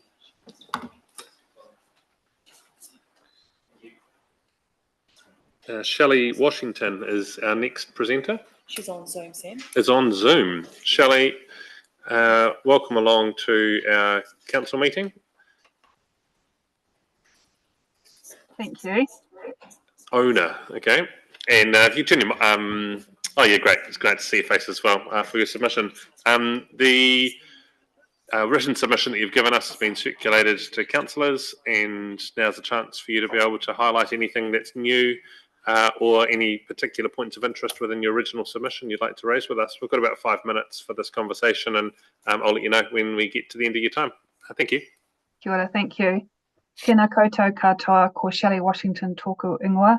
E mana houtou au e te Rod Donald Banks Peninsula Trust te Pātaka o Rākau Hautu. The Rod Donald Banks Peninsula Trust is a Christchurch City Council controlled organisation founded in 2010 for the benefit of Banks Peninsula Te Pātaka o Rākau Hautu residents and visitors. Our vision is to develop environmental guardians of the future through improved public walking and biking access, enhancing biodiversity, promoting knowledge and working in partnership with others who share our commitment to Banks Peninsula. We would like to highlight 4 key points from our submission. Firstly, we thank you for your support of our Trust Mahi and your commitment to providing for walking, cycling and biodiversity. We support the Council's commitment to maintaining and improving its sections of the Little River Rail Trail in collaboration with the other key parties involved in the trail. Our Trust has very recently taken over the coordination and promotion of this trail as the Little River Rail Trail Trust has recently disbanded. Secondly, we seek a $3,000 community fund grant for the 2025 Banks Peninsula Walking Festival. The Little River Wairua Community Trust has applied for this in collaboration with our Trust. We held the 11th Walking Festival in March, hosting 25 events across Selwyn and Christchurch districts over 4 weekends with over 600 participants. The funding from Selwyn District Council helps us to ensure the successful delivery of several popular walks in Selwyn District. Thirdly, we would like your council to extend public access from Gherkins Road to Ahuriri Reserve boundary. Gherkins Road is a legal road that works its way uphill from Coss's Road. For much of its length, it is aligned with a 4-wheel drive track and is a popular biking route. The walking access map shows that the legal road no longer extends through to Ahuriri Reserve boundary. And lastly, our 4th key point is a request that your council provides funding support to one of our key partners, the Summit Roads Society. 28% of their land is in Selwyn District, and they provide an excellent role in fostering public access for recreation and for biodiversity enhancement. Thank you for your time and best wishes for your efforts to finalise the long-term plan. Nō reira, tēnā koutou, tēnā koutou, tēnā koutou katoa. Kia ora, Shelley. Thank you for that presentation to us. Councillors, is there any questions you've got for the Rod Donald Banks Peninsula Trust? Elizabeth. Hi, and the $3,000 that you're talking about for the walking tour, is that primarily to pay people to take the festival, or is that focused on advertising? I think it would be just a contribution towards the overall cost of running the festival. So we employ a part-time contractor to organise the walking festival, and this helps to ensure that some of the tracks, some of the walks will be in Selwyn District. Great, thank you for that. And we appreciate you joining us online today. Thank you for taking the time to present personally. Councillors will be making decisions over the next few weeks and confirming them in early July. So thank you. Thank you very much. Ka kite. Ka kite. The next presenter is Graham Dawson. This is submission number 1434 and is on page 75 of today's agenda.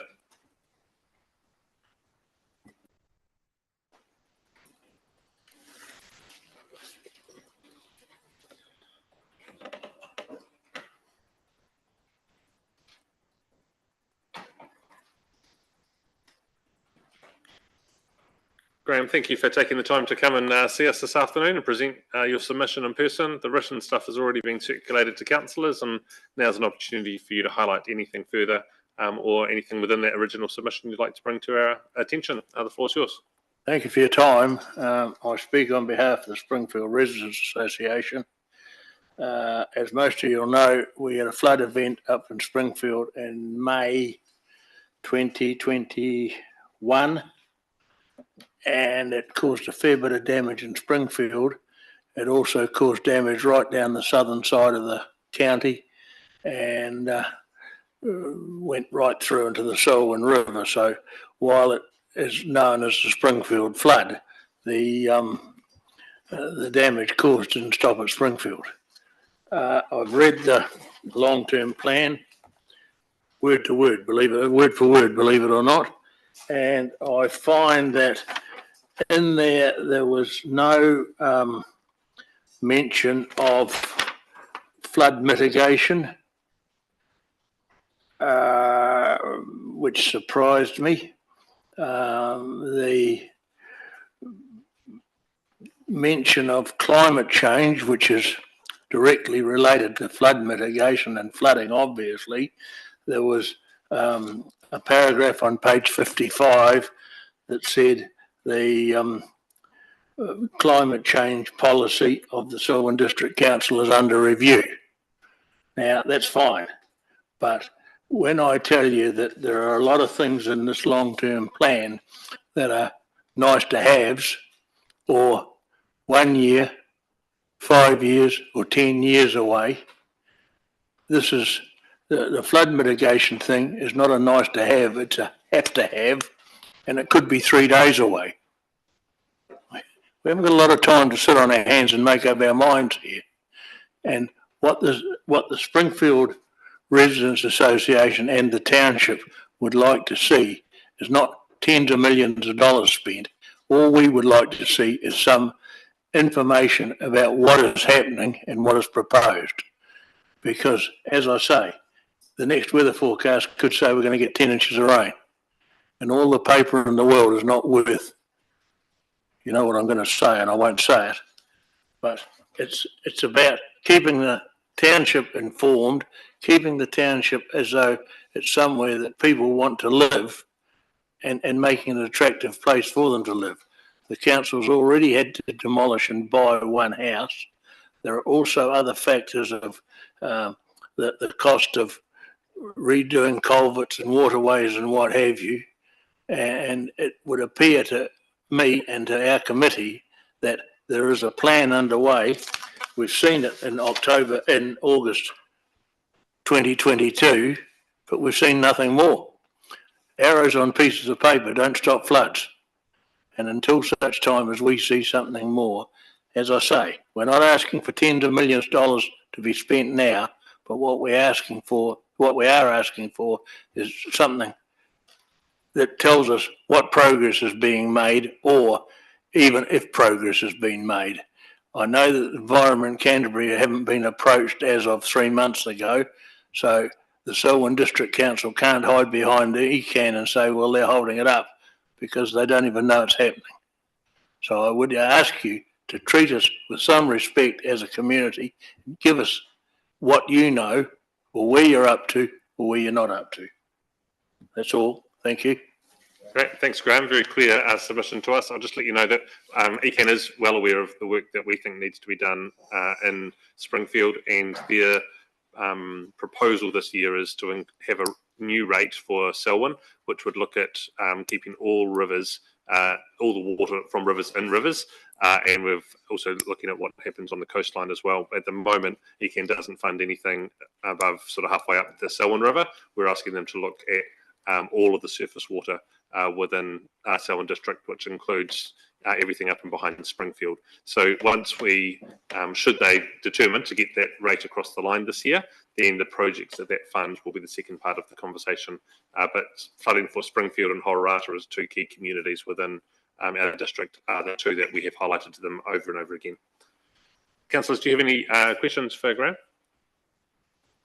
No? Thank you, Graham. Thank you very much. Appreciate you coming in. Am I the last? No. Thank you very much. Thank you. The next submitter is Steve Talbot. Steve is online. This is submission number 1291 and is on pages 81 through 88 of today's agenda. Steve, we've got 5 minutes for the conversation. Thank you for waiting patiently online for us. I'll hand the floor to you. That's fine. Thanks, Sam. Hi, kia ora. My name is Steve Talbot and I represent the Hope Presbyterian Network, which encompasses Hope Presbyterian Church, Te Whare Whiro or Hope House, New South Wales Christchurch, and the Business Life Trust, which is about wanting to equip and support local businesses. And I just want to start with a quote because I love cricket. And one of my favourite cricketers, MS Dhoni, said this. He said, "For me, it's important to build good partnerships rather than score centuries." Now, centuries are like the echelon of cricket, because once you have partnerships, then you also get the centuries. And that sort of captures our submission that we have made as the Hope Presbyterian Network about building collaborative partnerships within the Selwyn District to see the place flourish and thrive. And the Hope Presbyterian Network has been actively involved within the Selwyn District, particularly in Rolleston and West Melton, for about the last 20 years in community development. On average, there is about 7,880 hours of volunteer time that goes into creating spaces of belonging for young people, for mums, for families, and for the elder demographics within our district. And some of those are touched on, majority of those are touched on within our submission. But if we were to take the living wage and put all that together, mix it all up, it comes out at about $220,000 worth of value that we are contributing into the life of Selwyn District, and do so freely and willingly and with joy. And ultimately, our submission is to look at ways with which we, as a network, might be able to partner with the Selwyn District Council to continue to make the Selwyn District a really enjoyable, flourishing, thriving place that people want to call home. And I guess from our perspective, the biggest thing that we see in that is isolation. So many people are arriving in the district from different parts of New Zealand, different parts of the world, a huge influx of South Africans and Indians, and recently, in our context, Brazilians coming into the district. And the feedback we have received is they've really enjoyed being able to utilise the Hope Network as a way to, and a place to find connection and relationship. In fact, last night, I think we were collaborating with the Selwyn Parenting Network and putting on an event for the local community.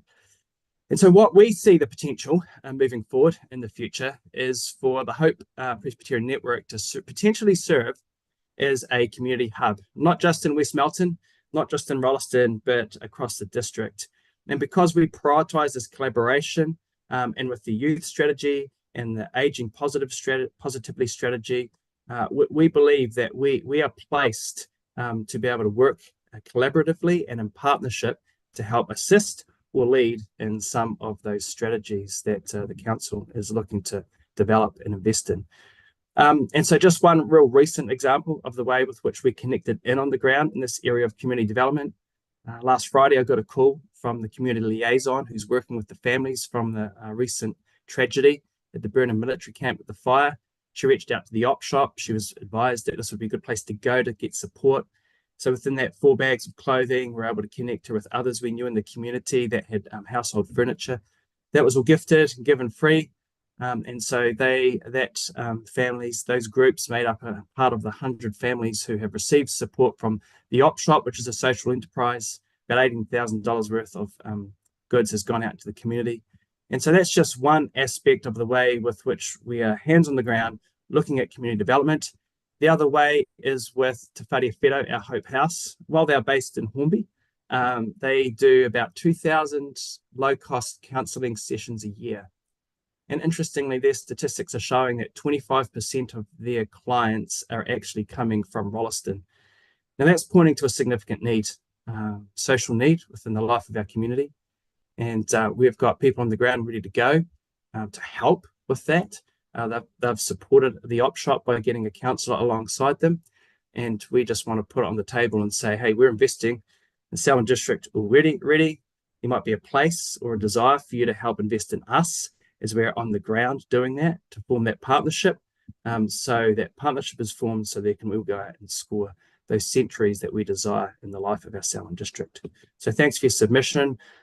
Listening to our submission, for reading it. I appreciate it's been a long few days, so appreciate your listening in. Kia ora, Steve. Thank you for that submission. Councillors, any questions?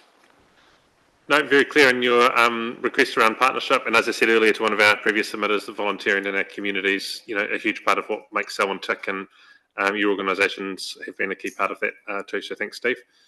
Councillors will be making decisions over the next few weeks, and final determination early in July. We'll be in touch after that. Thank you. Great. Thank you. Councillors, the next submitter is Lytton Volant, who isn't here yet. So we'll adjourn the meeting through till 3, and if Lytton turns up, we'll run here after Keith, Hamilhurst, right? After Keith Tague. Thank you.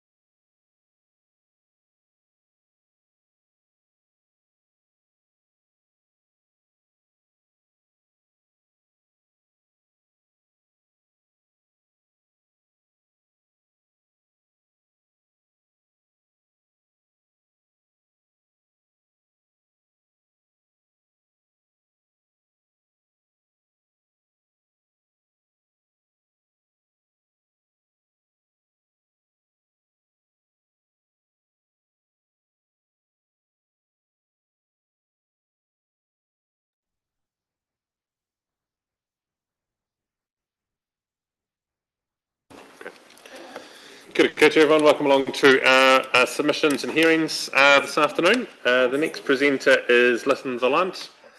Lytton, kia ora, welcome along.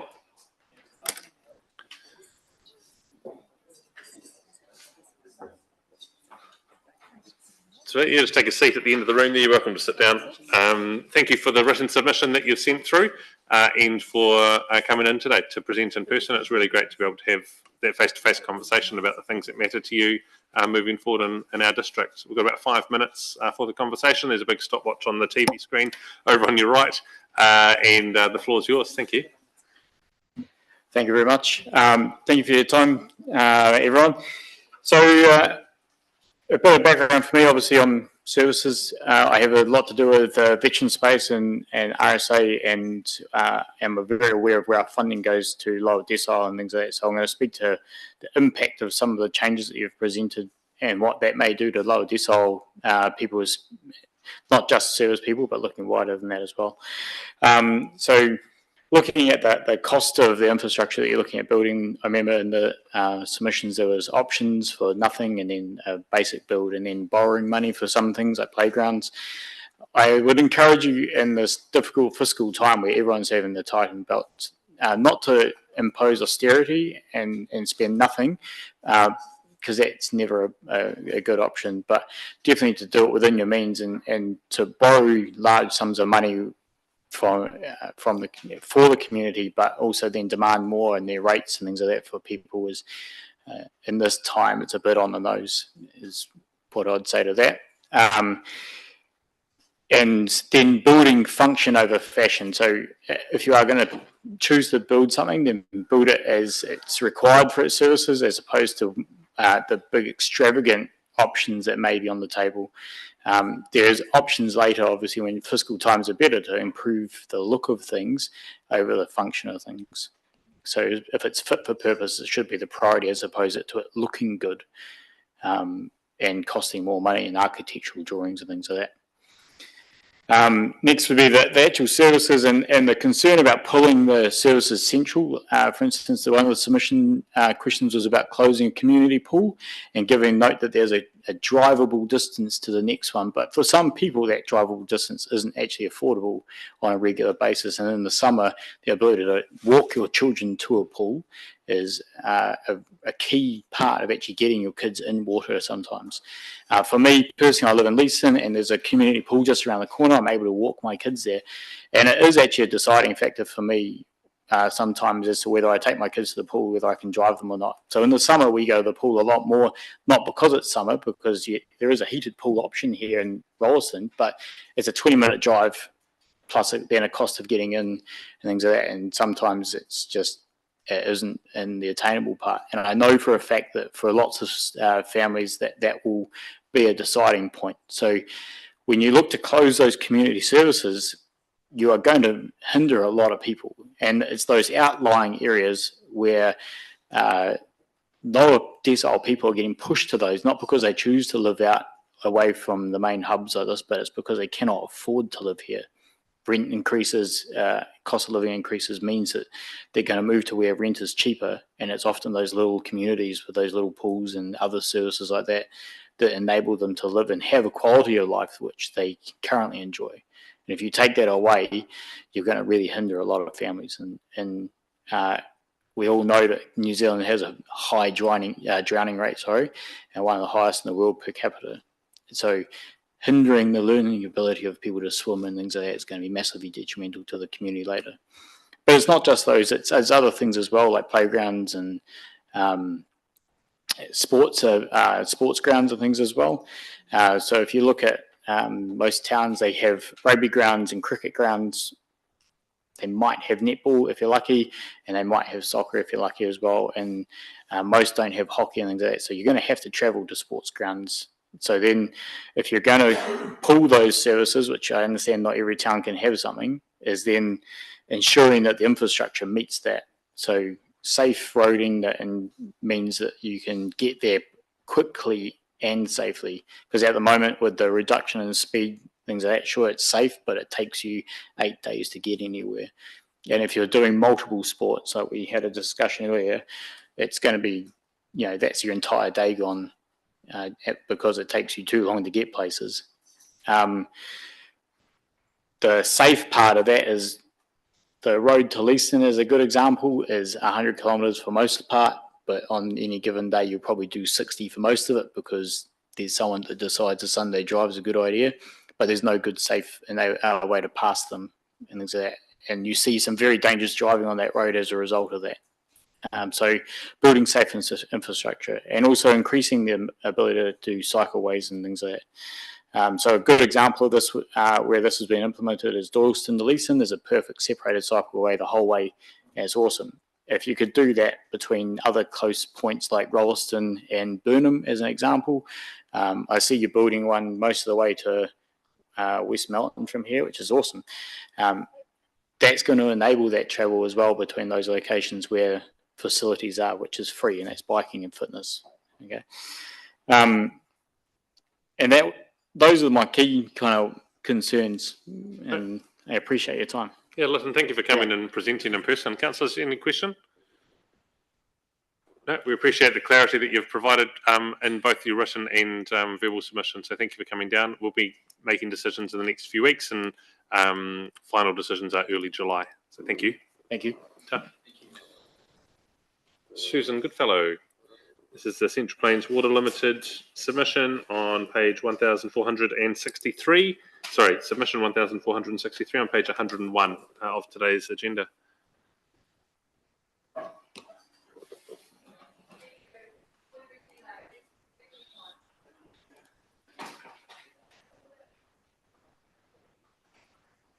Note the conflict for Councillor Miller at the start. I won't take part in any questions around this submitter.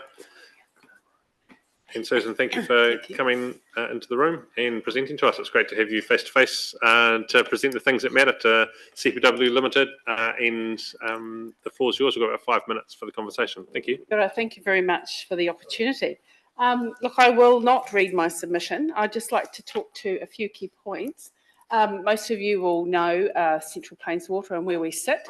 There's a map here, I guess you can see that in front of you, of our command area. Not that clear from this distance, but you can see an underground pipe network spread across the entire scheme that is 400 kilometres in length. And we're aware of the One Water strategy and some of the innovative proposals that the council are looking to in the future. And what we're really highlighting here is that CPW, we believe, is a key party that the council could engage with around long-term opportunities, particularly in the context of SDC planning for climate resilience. I won't read the slides, but just want to highlight that we think there's an enormous opportunity to work closer, for the council to work closer with business. And we think that as a major infrastructure company that there is opportunities to work together in the future around water supply, not necessarily just for food and fibre production, which is our current consented use, but also potentially how we might link into the drinking water network in the future. And just highlighting that we have a 100-year plan, a 100-year vision of we're going to be around a long time, and we are thinking to the future. It's obviously never set in concrete as to what we will do, but we know land use will change and the use of water will change going forward. And we want to keep our eyes into the future and how we can collaborate with other parties, including the District Council, on that use of water. So we welcome that opportunity to be considered in future proposals and discuss how we can, co-develop opportunities to build resilience for the community in that regard. That is it. I can talk more if you like. If you'd like to say anything more, you can. There may be some questions that councillors have. I think it's just about, we'd love to be included. We have a long-term role in this catchment, and it's important that we optimise the use of that infrastructure for the community. It is a shareholder-owned cost recovery business, but at the same time, the Central Plains Water Enhancement Scheme was established many years ago. The concept that it was around water enhancement, and irrigation is one component of that. And our focus, in addition to irrigation, is on environmental, biodiversity, water quality and water quantity improvements as well. So we'd like that to be considered in your thinking going forward. Oh, thank you. Lydia. Lots of people have come to talk to us about low nitrate water.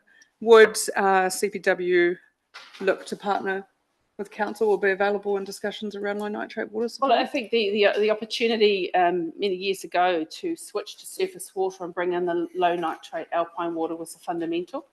And we have actually worked with Selwyn District Council up in Springfield and Sheffield, providing a pipe network that's not currently used, but is there as a sort of resilience for the future to provide raw water, low nitrate raw water to drinking water treatment stations. So that is absolutely at the core of what we're suggesting around how we might integrate. And obviously there'd need to be some changes to our infrastructure, and we work on a 6-month basis, but that's all doable based on some innovative thinking and collaboration. Thank you. Shane? Thank you very much, Susan, for the presentation. You've partly answered Just your microphone, Shane, sorry.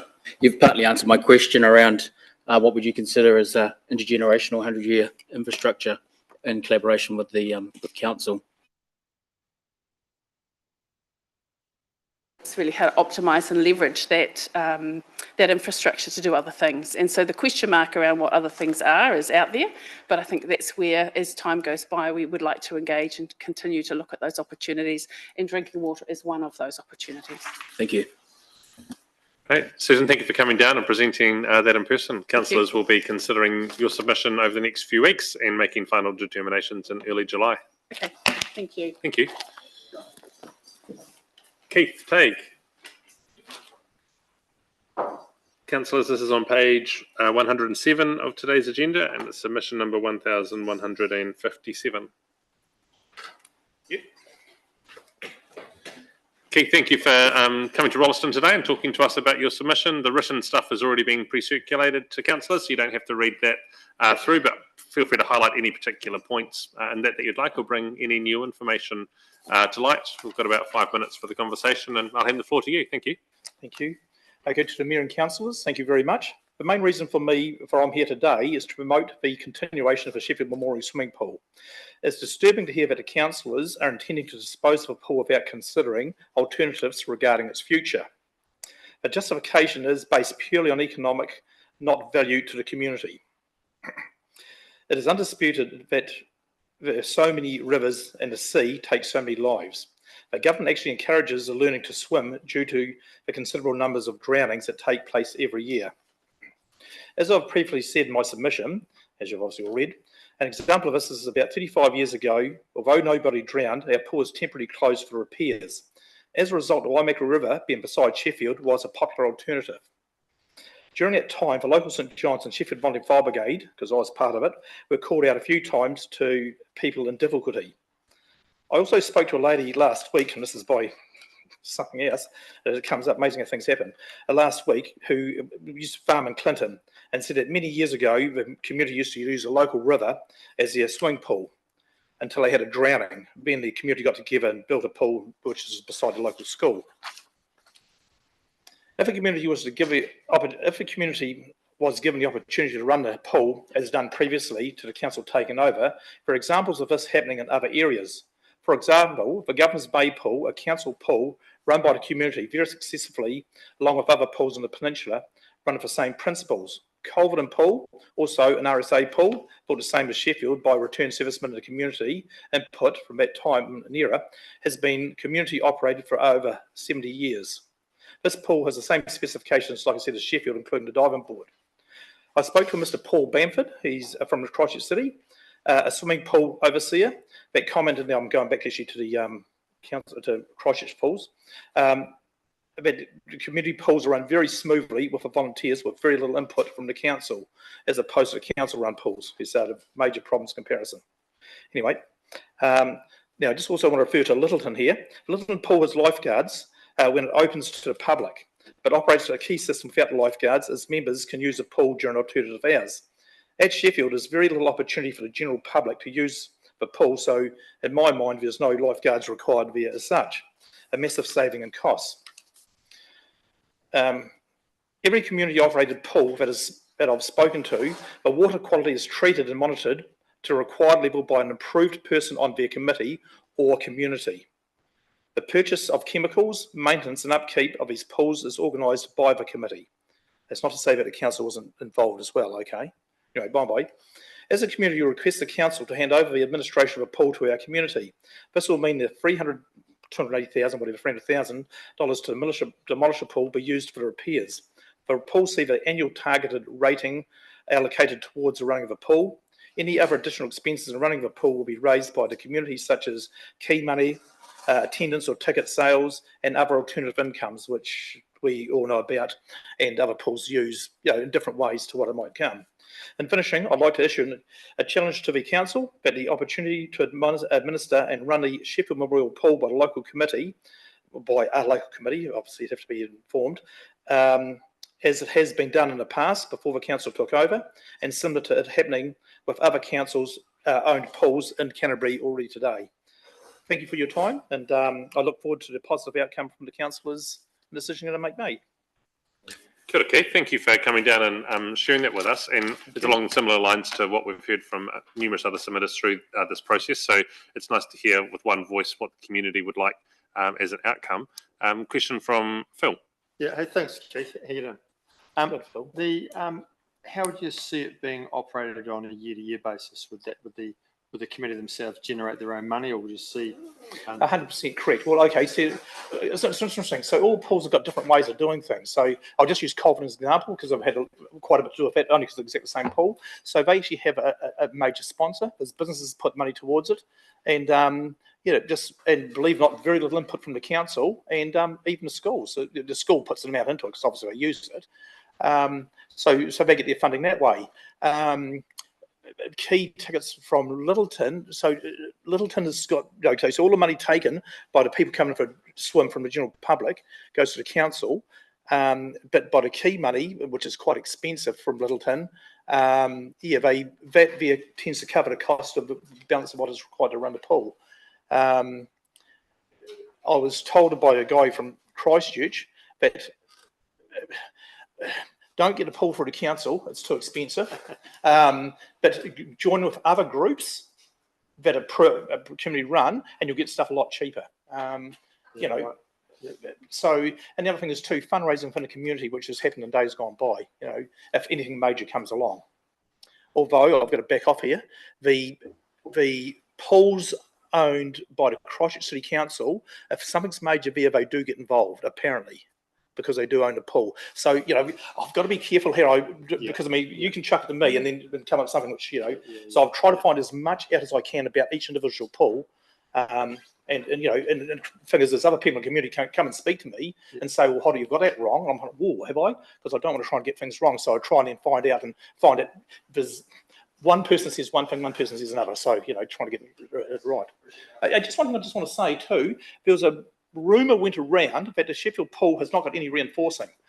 We've got photographs of the original building of the pool, right back to actually where it was bare land, to show that it's reinforcing the wall and meshing the floor of it. So that's interesting to see. So, and good reinforcing, well set up too.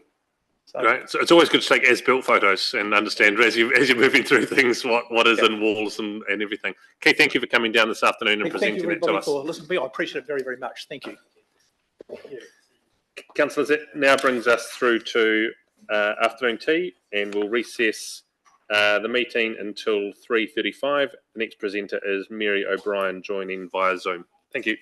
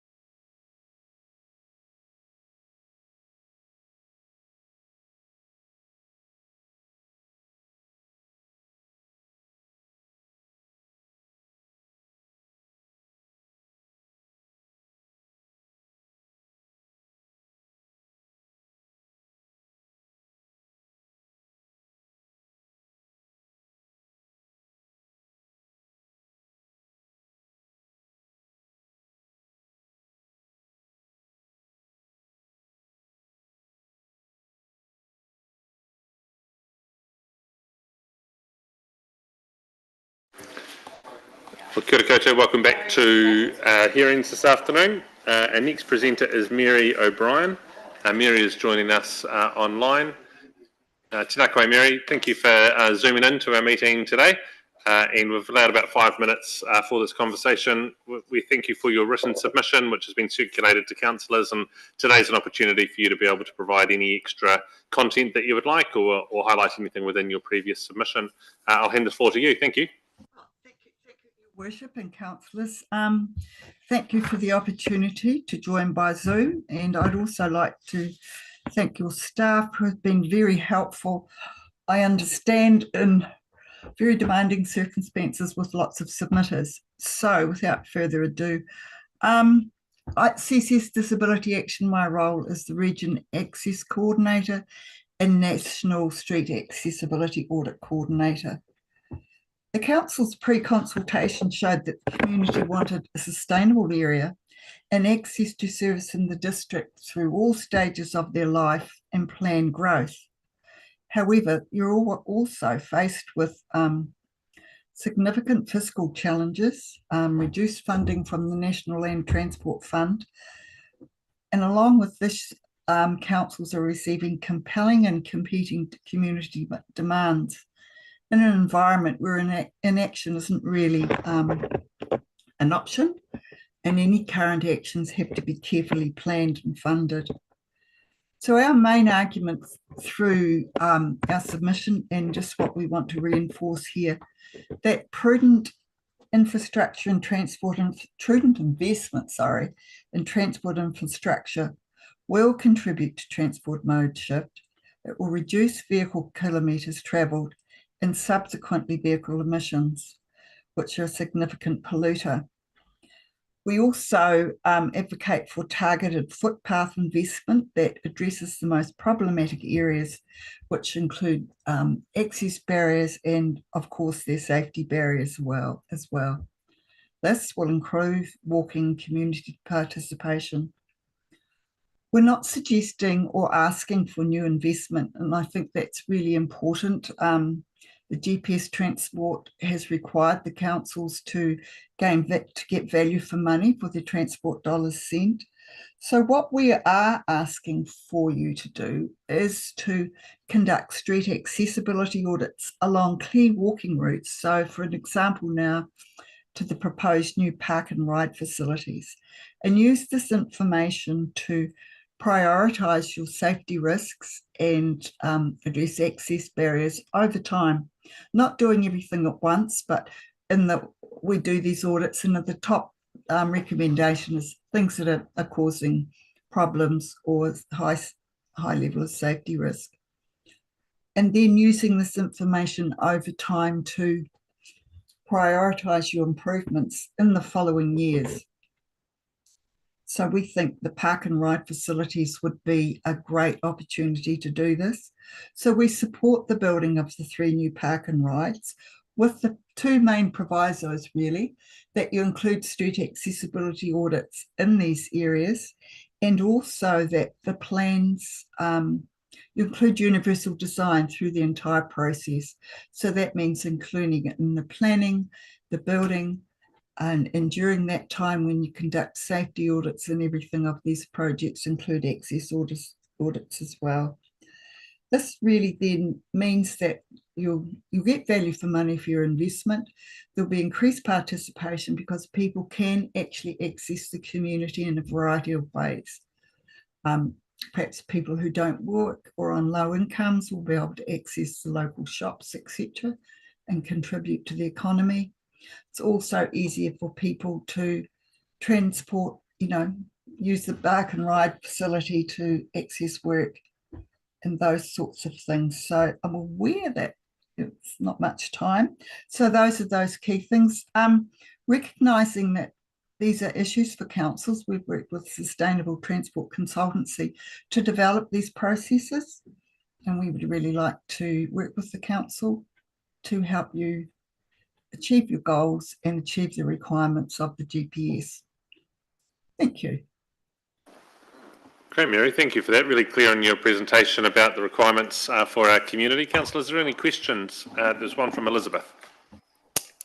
Hi, I just wonder if you can give me just a couple of examples of what some of these accessibilities would be required at the park and ride, please. Oh, certainly. So there'll be two things if we're looking at people getting to the park and ride. So that means that footpaths are accessible. So those sorts of issues that we come across every day are curb cuts that are too steep for people actually to negotiate if they've got a mobility issue, unsafe crossings, and then there's the odd thing like vegetation growing over the footpaths and things like that. In the buildings themselves, it will be making sure that the approaches are accessible.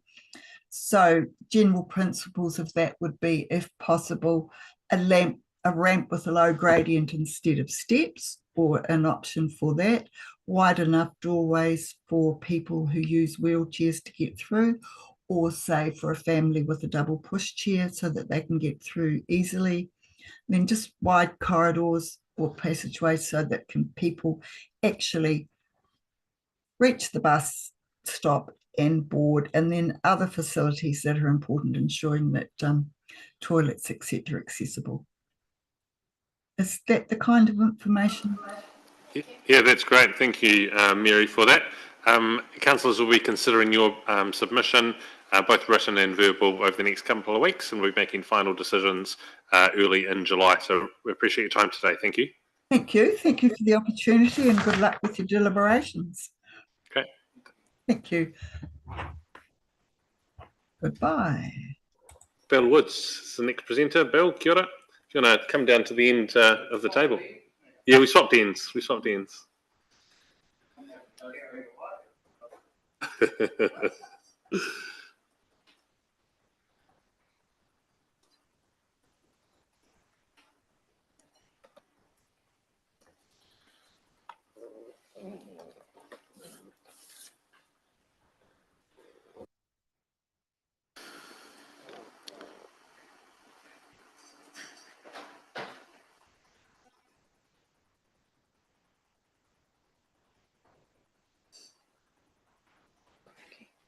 Bill, thank you for presenting.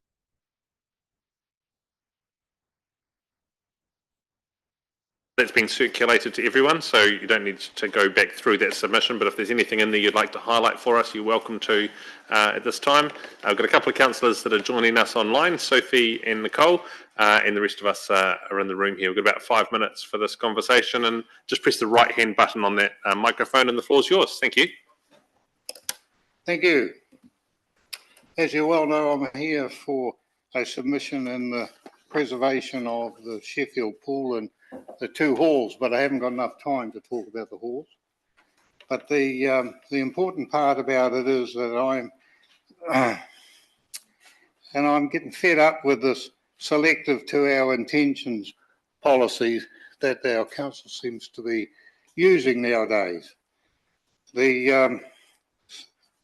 And I also ask if the right to cancel or demolish or close down the Sheffield pool is legally available to the council. As we well know, the council was built by the society and it was taken over by the council when the implementation of the Health and Safety Act, because they said that if any pools within the council area had to go underneath that particular act at that time. And also the Sheffield pool was rated, had a targeted rate to fund itself at that particular time, but we ended up with a targeted rate for all of the pools because the cost of building a new Rolleston one was a bit too much, and it was made, and so the whole emphasis was changed from local pools to Selwyn pools. Everything was going to be a Selwyn pool because everybody was free to use the pools regardless of where they were domiciled. But the Sheffield pool is a little bit different because it was built entirely by the community at no cost to the council. And what happened then, of course, was, as possibly mentioned before, that we've had 2 earthquakes in the, that have affected the pool, and it's had leaks in it. But the wisdom of the council at the time, of course, was to take over the running of the pool. And of course, by doing that, it implemented a situation of disposing of the committees that ran the pool. And of course, then there was a regulation under the Health and Safety Act where paid lifeguards had to be introduced and reduced hours, and of course the use of the pool got less and less and less. And of course the justification nowadays seems to be that the lack of income and lack of finance for the council is the reason for closing it. And this is just not acceptable to the people in the local area, by virtue of the fact that they are prepared to take over the pool again and run it as it was done beforehand.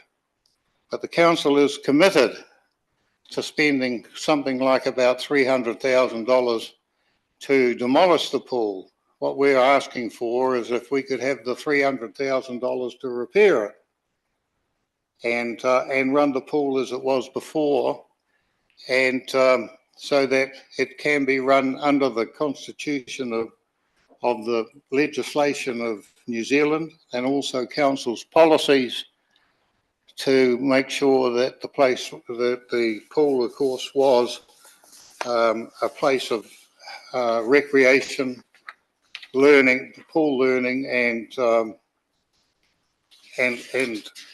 and also somewhere where the community could meet. The now only offered alternative by the council is closure and destruction of the pool itself. This approach is justified by economic factors, the cost, not that other means of operation and fairer distribution of the targeted rate would ensure the continuation of the pool. There has been no recognition or acceptance by the council that by its dominant, no compromise administration, and more importantly, lacking the involvement of the community, it is responsible for the present economic situation of the pool.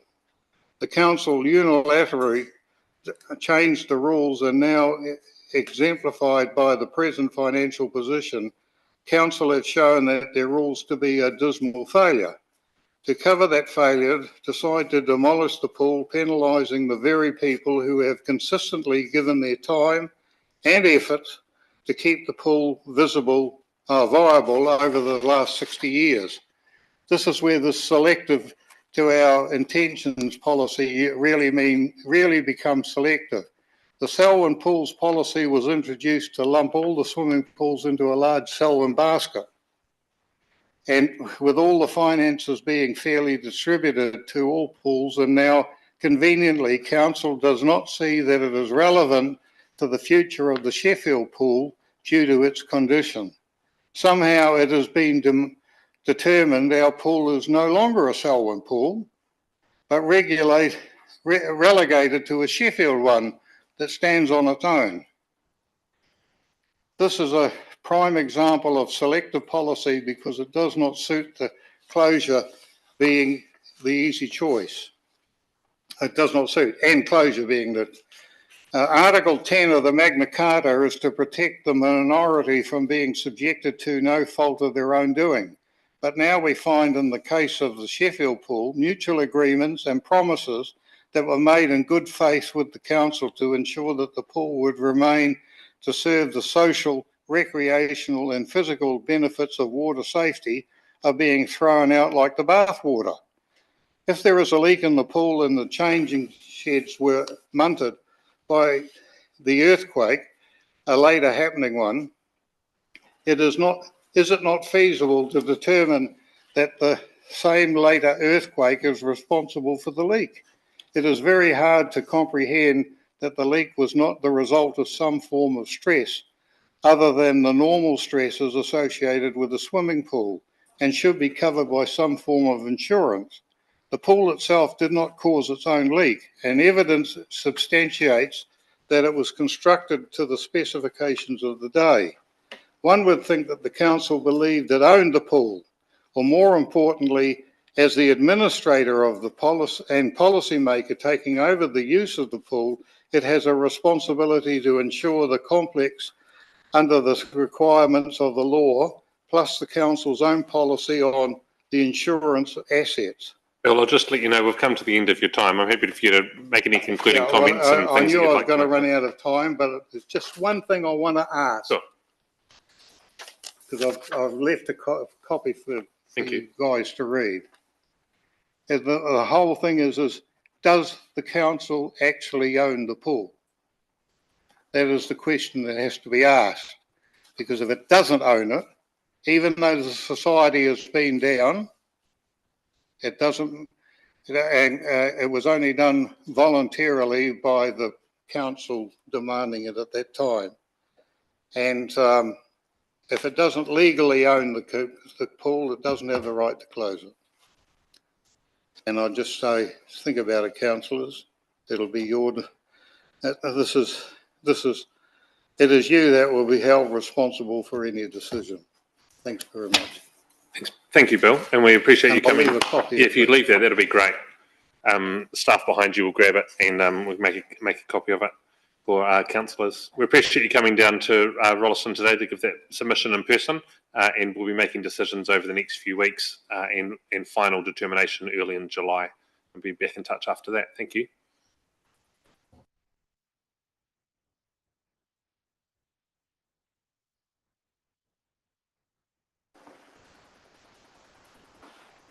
Michelle. The next submitter is Michelle Webster. And Tom Kelvin, I just noticed that you're online. You'll be the next submitter after Michelle, just for your information. So Michelle's submission is on page 1370. Submission 1370, and it's on page 119 of today's agenda. Michelle, you heard me introduce Bill and the constraints we're currently working under. So the microphone is just the right-hand button, and the floor is yours. Thank you.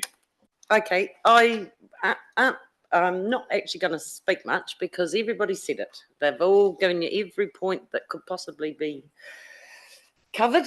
I have been given a photo album of the building of the pool, and I've got it here for you guys to have a good look through. The steel work is right there in black and white. There's, all sorts of things. One element to it is everybody in that photo is now deceased, and they built it for us. Just remember that when you're looking at those photos. If any of those guys were here, ooh, yeah. So anyway, what I did was I put together a, I can't even think of the word, petition. And we did it very fast. I've had 2 weeks on the written one, and we actually put it online last week. And I have managed to get 428 signatories at the moment. One of the online ones, it's beyond me how to print it out, so it's just got a thing. But that's there for you guys to look. So that's 428 people in our little area that's got 200 and something households in it that are all keen as mustard to keep the pool. But the online ones were quite a surprise. The comments section, the amount of history and the amount of offers of help that are written there for you guys to see from random Sheffield type people, pool companies included, that are there to back us up if it's given back. I haven't got much more to say except that Sheffield's quite a determined bunch of people. We run a lot of things and we do it very well on our own. We've got a united sports body, we've got a school, and we've got a group of people like me who just volunteer for everything, that can all get together quite easily and form a committee to carry this forward, as we've done in the past. We run a show once a year, great big outfit. Some people come and help. but it's just Sheffield people just doing it. Yeah. So we're quite capable of taking this on and going forward with it. Yeah. Hey, Michelle. So that's all I've got to say. So if someone would like. Yeah, those for us to keep or are those for us to copy? Have you got? Or just return back afterwards. Sure, Yeah, we'll make a copy of it. Yeah. And Michelle, keen to understand your view around should the pool be handed over to a community group? Do you think that's an existing community group? You know, is it the school? Is that the Combined Sports Authority? I think we haven't a new group? Hadn't had enough time. Okay. We've had one quick school meeting and a public meeting. And the big rush was to get submissions in. That was the, thing at the moment. But now we've got time to breathe. We form a group and go forward. And we have to if we need to get quotes and, things together. But there's enough people all on the same page. It was a massive meeting. And we're all there for the same purpose. Yeah. Great. Yeah. Thank you. We appreciate you coming in today and giving that submission in person. We'll be back in touch once we've made final decisions in July. No worries. Thank you. Tom Kelvin, you are online with us. I am. Good afternoon. Great. Good afternoon. Apologies, I couldn't be there in person. No worries. Thank you for making time available and joining us online. We appreciate the electronic face-to-face type conversation that we get to have. Councillors already have your submission. You've probably been listening to me intro everyone else. So we've got about 5 minutes for the conversation and I'll hand the floor over to you. Thank you. Thanks very much and good afternoon, councillors. Thank you for the opportunity to speak to Somerset's submission on the proposed Selwyn District Council's draft development contributions policy for 2024. For brevity, I'll call it the DC's policy from here. By way of introduction for myself, I'm Tom Kelvin and I'm a Senior Development Manager for Somerset. And in my role, I manage Somerset new developments from acquisitions through to start of construction on site. So that includes our new village, which is coming in Rolleston in the near future. Appreciate there's been many submissions on the DC's policy and you've had other submitters to hear from as well. So I'll keep my presentation brief and presume you've read our submission, which speaks in more detail to what we're seeking. Just while I've got the floor, I'd like to introduce Somerset and explain what we do. Somerset is New Zealand's second largest developer and operator of retirement villages, which makes it one of New Zealand's largest home builders. And in fact, in March 2023, we were ranked the second largest residential builder by value behind Fletcher's. Somerset has 38 villages completed or in development across New Zealand and provides a range of living options for more than 8,000 residents across New Zealand. We've a proven track record over 30 years in building and operating high quality comprehensive care retirement villages. And I'd just like to draw your attention to the distinction between comprehensive care retirement villages and lifestyle villages, as it's relevant to the context of levying development contributions. Somerset builds new comprehensive care retirement villages, which means a continuum of care is provided on site, as opposed to a lifestyle village, which may have minimal or no care provided on it. Given that care component, comprehensive care retirement villages attract a much older cohort. New Zealand is facing a housing crisis, including a retirement, living and aged care crisis. Rolleston and the wider Selwyn district is not immune from that, and with forecasts in your own DC's policy noting the 65 years and over population is increasing from 13% to 18% over the next 10 years. This increase in elderly population will result in even further demand for retirement villages and aged care. And it's vital that the regulatory environment recognise and provide for the development that is required to meet this growing demand, and that funding for infrastructure is done so on a fair, equitable and proportionate basis. Turning now to the DC's policy.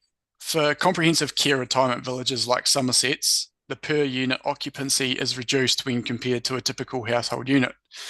The DC's policy assumes 2.9 people per household. So that's a household unit equivalent or a hui.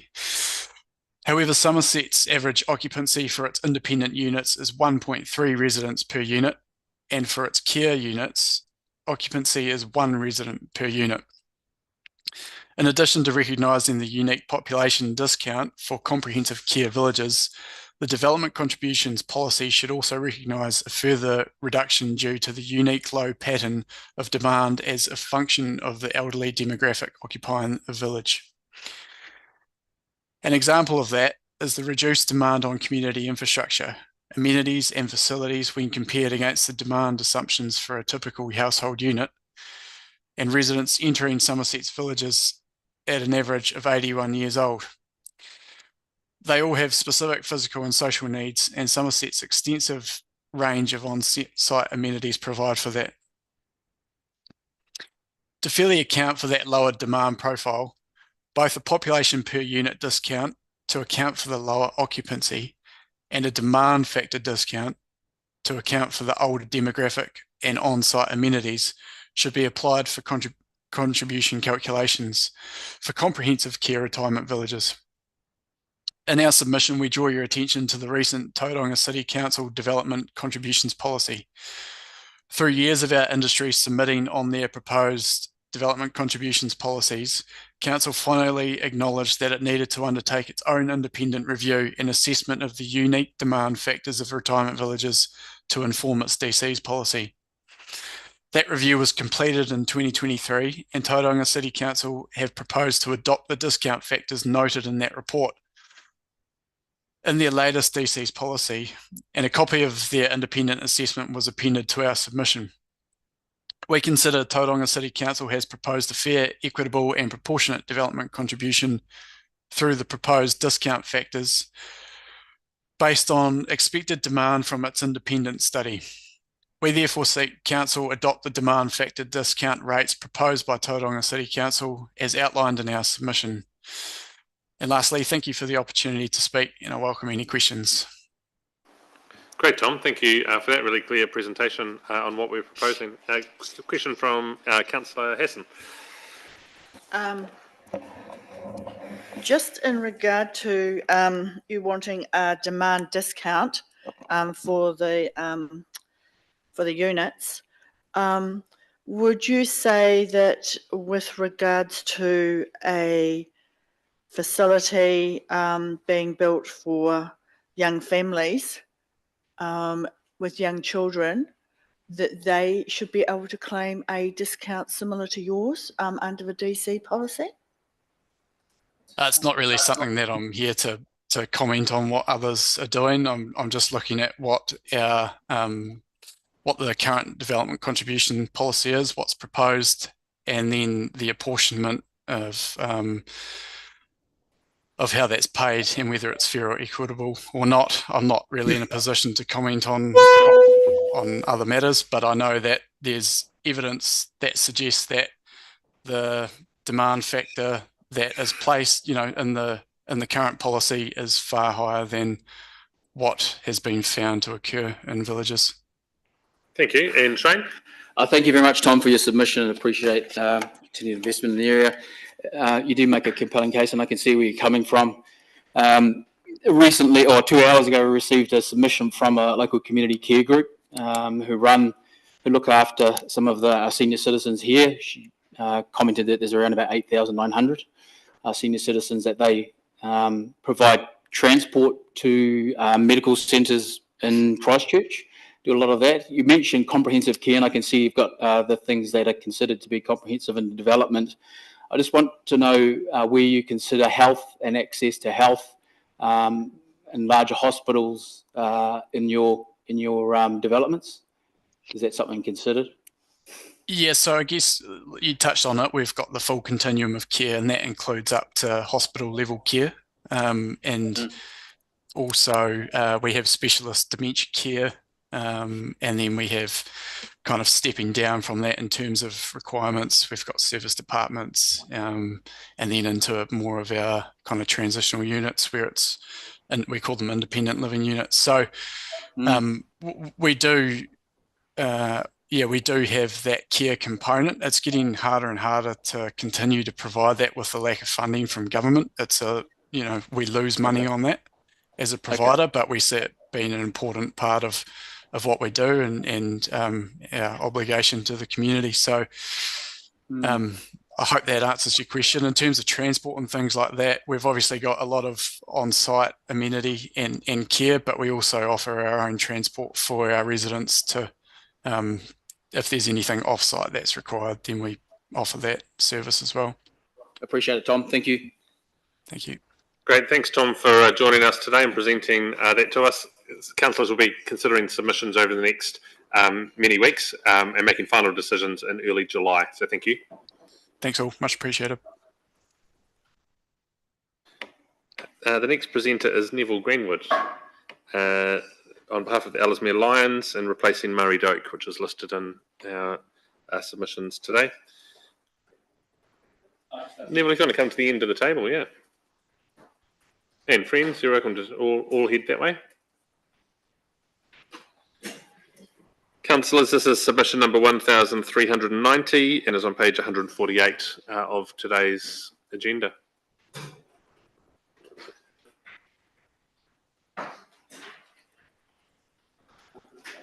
Neville, you're welcome to take a seat, and the microphone is right in front of you. It's just the right-hand button. You just press that now. We'll turn it on. And we've got a couple of councillors joining us online today, Sophie and Nicole, and we really appreciate you coming to present this in person to us today. We've got about 5 minutes for the conversation, and I'll hand the floor to you. Thank you. Thank you, Mayor. First of all, I'd like to introduce the three of us. Jo Benny from Ellesmere Sustainable Ag. She prepared the submission. Myself, Neville Greenwood, she is Ellesmere Lions Club President, and Donald Green to my right, who is the incoming President. We'd just like to say thank you for the opportunity to speak at the hearing. The Harts Creek Walkway, the boardwalk and the bird hide was one of the early projects completed by the Ellesmere Lions Club shortly after the club was constituted in 1970.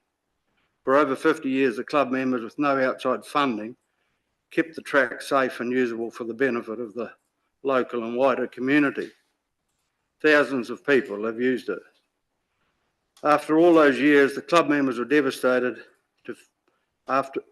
to be informed by DOC that they deemed it not fit for purpose and that they had closed it.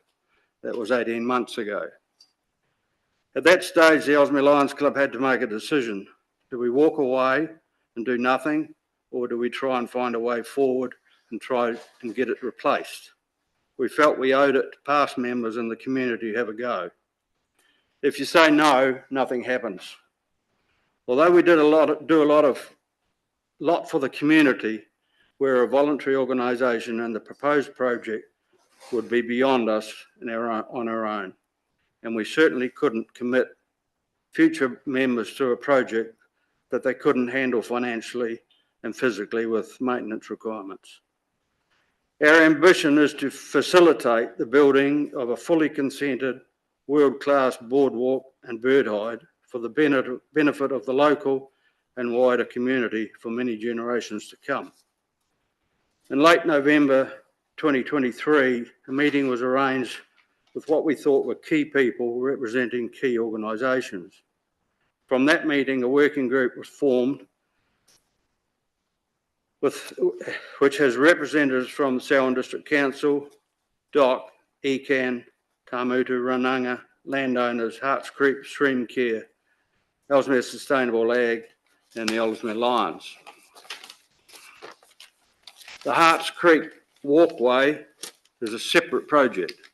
After many years of negotiation, the Lions Club have gained funding from the Walking Access Commission to fund the surveying to create permanent legal easements and an estuary across private land along the edge of Harts Creek to the start of the area where the existing boardwalk starts.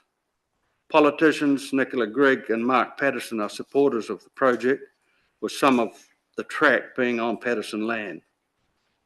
Future possibilities of the boardwalk and bird hide are probably unlimited. Some would be the history of Te Wahora Lake Ellesmere with its timber yards and fishing industry, the part that the lake has played with Tamutu Rananga and its history, recreation, whether it be walking, fishing, bird watching, photography, or just a peaceful place to visit. It is the habitat of one of the most diverse range of bird species in the country. The benefit and importance to the local and Christchurch communities will be ongoing. Travis Swamp in Christchurch is an example. We have appreciated the support from the Selwyn District Council staff to date, but as volunteers, we would appreciate the involvement of the council going forward with advice of ideas, planning, and possible funding sources. We're not in a rush. This project has to be done properly. It will be intergenerational in use. The project would be a win for everybody. It doesn't seem to create any division. Everybody thinks it's a great idea. Thank you. Good, Neville. Thank you for that clear submission and request of us. Got a question from Councillor Phil. Yeah, hey, thanks. I love the idea of a bird hide in 25 minutes drive from home. I think that's brilliant. I'm from Rolleston. All right. My question is, is any financial work being done as to work out, is it this big project, or is it this big project, or is it that big project?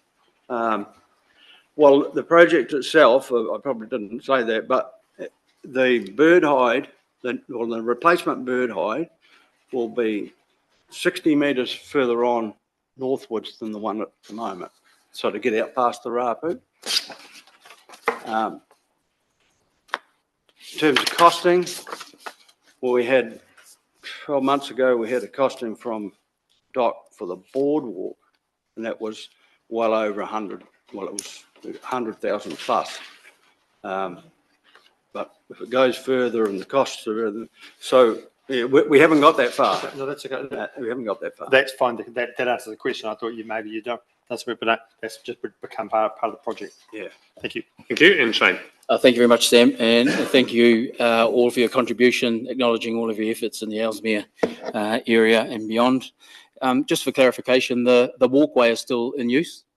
Yeah, they've given us an 18-month reprieve on the walkway, but you sort of go to a dead end, you can't see anything because the boardwalk's been taken down. The bird hide's been taken down. Yes. Okay. Thank you. And the walkway along the creek is still open. Is still open. Yeah. Yes. Okay. Thank you.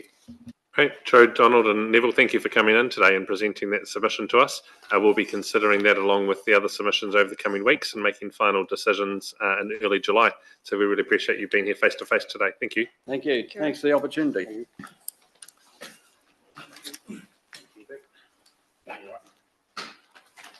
Councillors, the next submitter is due at 4:30.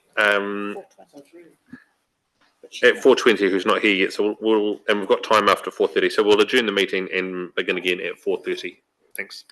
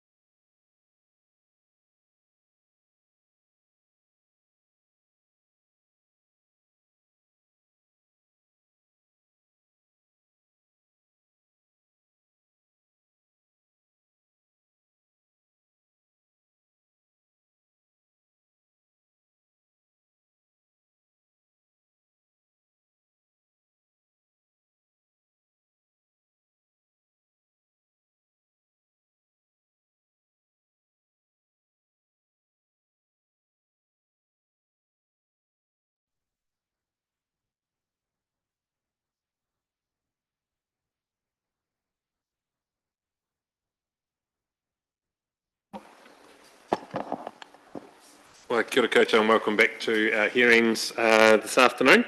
The first speaker we have is Kara Te Nuru Zerenka. It's submission number 1311 and it's on pages 154 of today's agenda. Kara, please come and take a seat. Thank you for coming in this afternoon and presenting in person to us. Councillors have seen your written submissions. You don't need to read through that, but if there's anything in there you'd like to highlight for us or any new information you'd like to bring to our attention, please feel free to do that. And the microphone is just the right-hand button. Just press it once, we'll turn it on. Yeah, we've got about 5 minutes for the conversation. Do I need to pull that closer? It'll pick you up, I think. That'll be fine. Okay. Thank you. Kia ora koutou. Thank you for the opportunity to speak to you all today.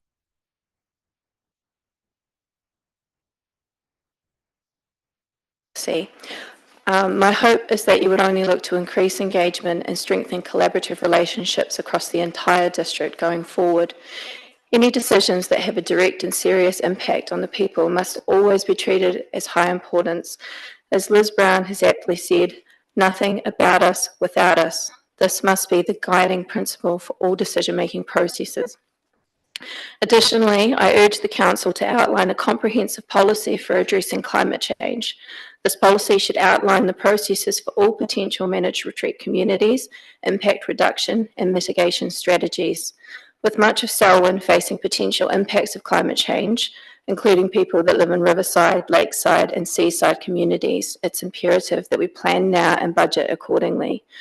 Rather than relying solely on worst-case scenario science to justify extreme actions, I propose a collaborative approach that involves the community at a high level.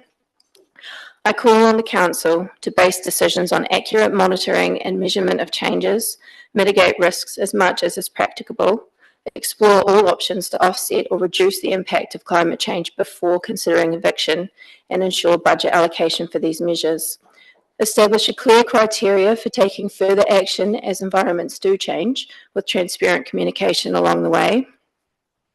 Allocate funds for financial relief and relocation assistance when staying is no longer a viable option, and have a consistent and compassionate approach across all affected areas in the district. No town, suburb, community, home, or person should be discriminated against or disadvantaged in this process. Every one of your constituents should feel like they're being heard, understood, and supported, and this can still be achieved, even when there are difficult conversations to be had. In the case of the Upper Selwyn huts, you have jumped the gun by deciding our eviction date when we are yet to see the signs of being impacted. Eviction should be only used as a last resort and not the default solution. The emotional toll in our community cannot be overstated, and I implore the Council to learn from this experience and set a better standard now to protect other communities in the future. It would break my heart yet again to see your first attempt at a managed retreat replicated in the future, subjecting more people to the same emotional torture. I would not wish this stress, this pain, or grief on anyone. 15 years may seem like a long time, but to put it into a different perspective, if you were told that you only have a maximum of 15 years to live, well, suddenly it wouldn't seem like very long and would be difficult to enjoy the time that you have left. We only have to look at how fast our children grow up to see how time slips by in the blink of an eye.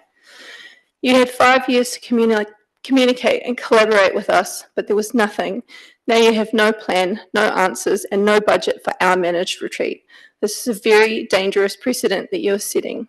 Don't pave the way for other local government bodies or a future Council of Selwyn to take such harsh action with such little regard for the safety and well-being of the people. Put better guidelines, plans, policies, and a budget in place to serve better and support your district in the future. Many of you in this room today have apologised, admitted that this process has been flawed and that there have been many mistakes made along the way. Learn from these mistakes that you have made with my community and remember it's never too late to correct them. So lastly, I encourage you all to reconsider, rewind and reset. Start this process over and do better. Don't be the example of what not to do and how not to treat your people.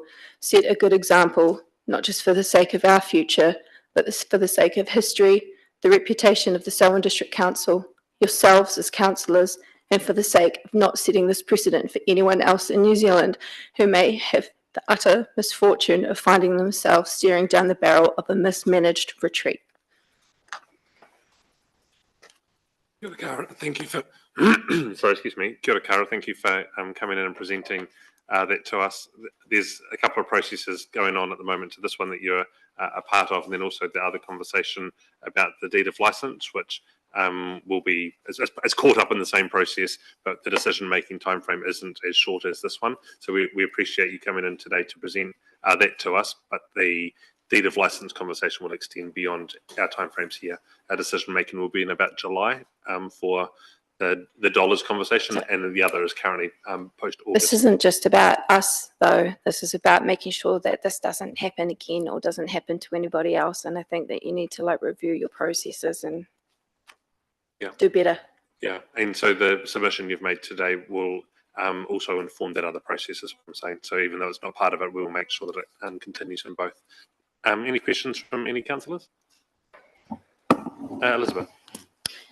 I just want to say thank you and I applaud you for coming in and giving that presentation. Thank you. Cheers, Carol. We'll be back in touch. We have got conversations over the next few weeks about this process, so thank you. Thank you. The next submitter is Christine Sumner. Christine is online with us today. Christine's submission is number 1524 and is on our desks. Christine, thank you for joining us remotely today. We've got about 5 minutes for this conversation. Councillors have already seen your written submission, so you don't need to read through that, but feel free to highlight anything in it that you'd like to raise with us. We'll bring any new detail to light. The floor is yours. Okay, thank you very much for having me. I just want to confirm you can hear me clearly. Yes, we can. Thank you. Great. Yes, thanks for having me. I'm a science officer with SPCA, and I'm here to talk to you about dissexing and microchipping of cats, which is probably one of our biggest things we do with the organization. Is we are very motivated to get as many companion cats dissexed and microchipped in New Zealand. And given you've read our submission, I won't spend too much time on it, but I do want to highlight this is an important topic for us because it has welfare benefits of dissexing and microchipping cats. But importantly, this is one of the few humane tools we have to manage problems with cat overpopulation in our communities. And we have issues with too many unplanned litters of kittens being born to companion cats in New Zealand. So these are cats that are owned and their owner has just not gotten around to doing it yet, or the biggest reason why they haven't dissexed their cat is they just cannot afford it. It can be a pricey procedure. And what this then does is we see many of these kittens come through our doors every year, including kittens coming from Selwyn, and they are typically an owner surrender, or they can end up as stray kittens. So they're maybe not provided care and they can end up living on their own. And so these are issues in our communities that we are doing as much as possible to facilitate owners getting those cats dissexed and microchipping. Microchipping has welfare benefits because it helps us reunite cats with their owners if they become lost. And it really clarifies that a cat that might be caught in a trap has an owner because it has a microchip. And what I wanted to talk to you today about is seeking your support in one of our programs called Snip and Chip, and this is where SPCA heavily subsidizes the cost of microchipping and dissexing for cats. We work with local veterinarians, and we cover most of the cost of the procedure, and so the owner can purchase a voucher and cover $30 of this procedure. And why we've approached you is because we are increasingly working more with councils who see it as a good thing for their communities to support this process. It can help reduce abandonment and euthanasia of cats and kittens. It can help resolve some community issues with too many kittens and cats that are unowned. We can target specific suburbs. We have a well-running program. It offers marketing and administration and good reporting systems that we use. So we're able to provide information with how those dollars are spent.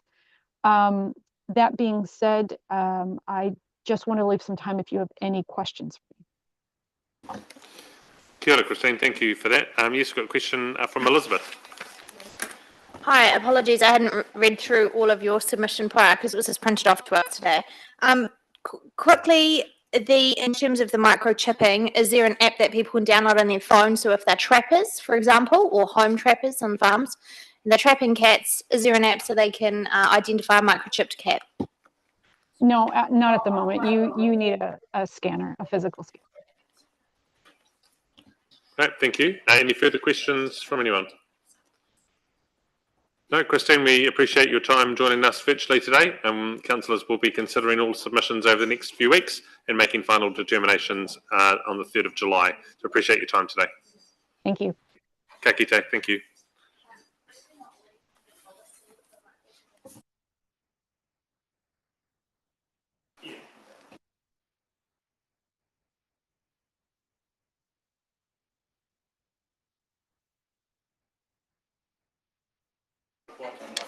Councillors, the next presenter is Ryan Jones. Ryan, thank you for coming along this afternoon.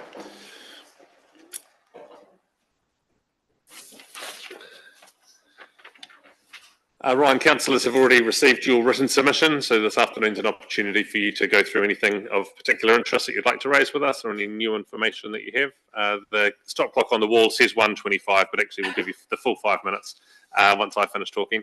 And there may be some questions at the end, so the floor's yours. Thank you. Sure, thank you, Sam, and yeah, good afternoon. I'm actually here to talk about Affinity Gymnastics Academy.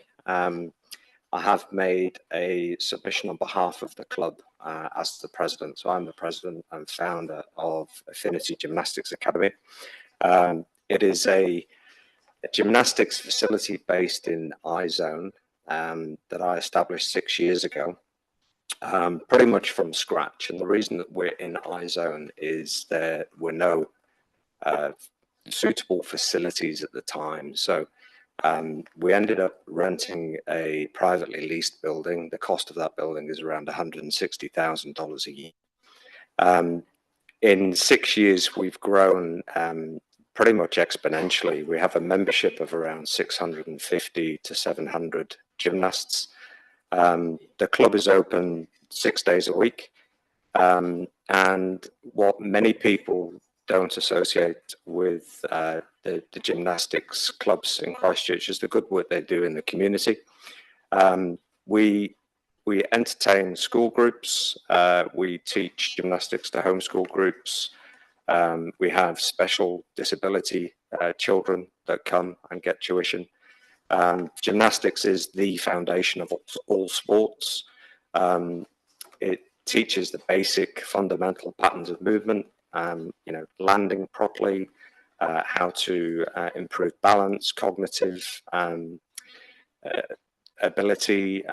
So the work that we do in the community is quite extensive. We also visit local schools where they can't come to us because of logistical reasons.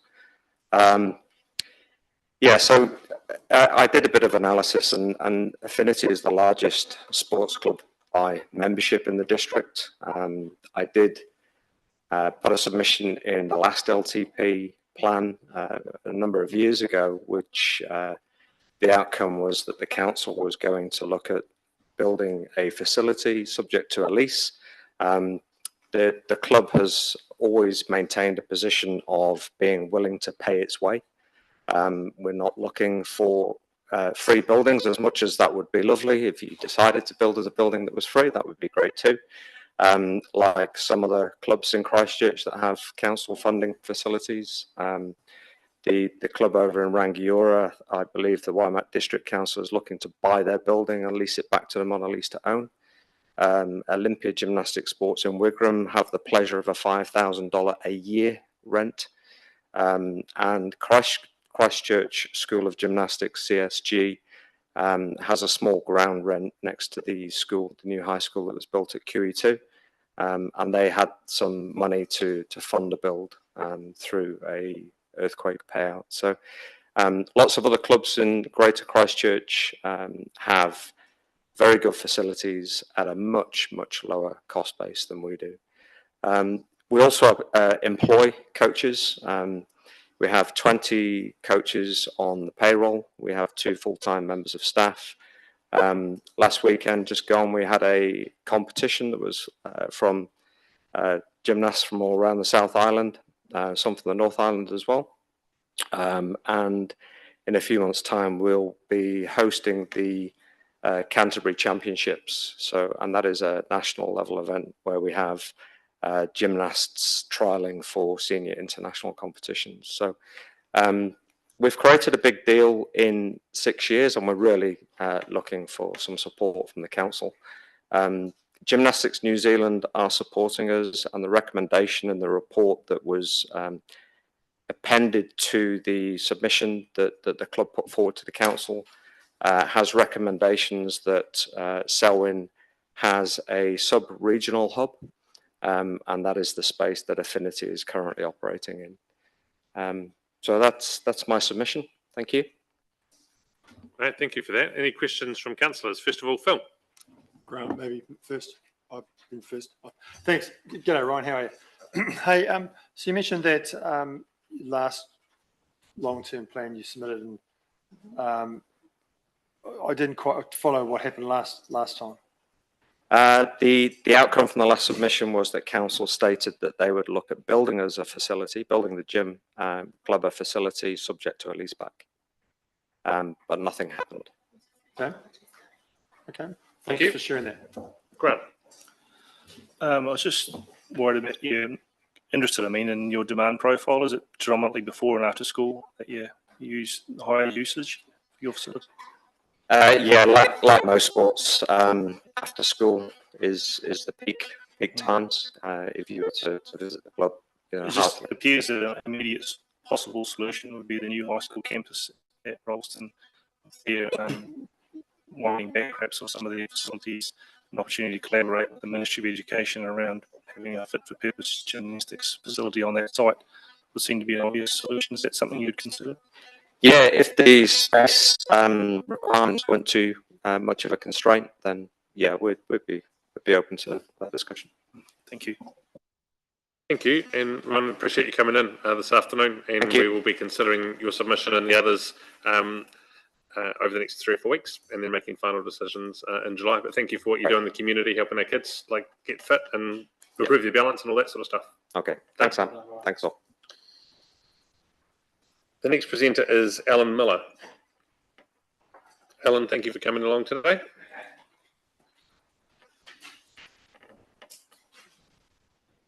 Councillors, this is submission number 420 on page 166 of today's agenda.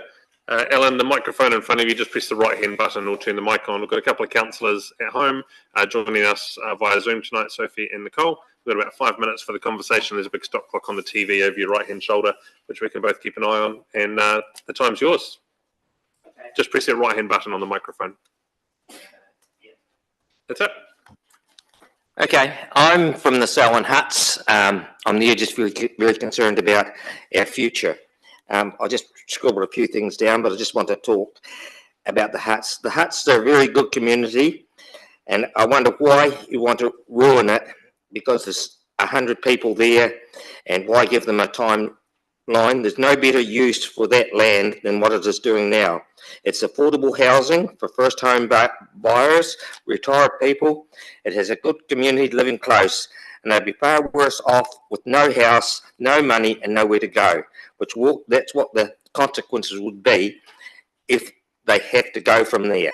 We don't think that global warming will flood us out. There is significant scientific evidence that the sea is not rising to the extent they are portraying.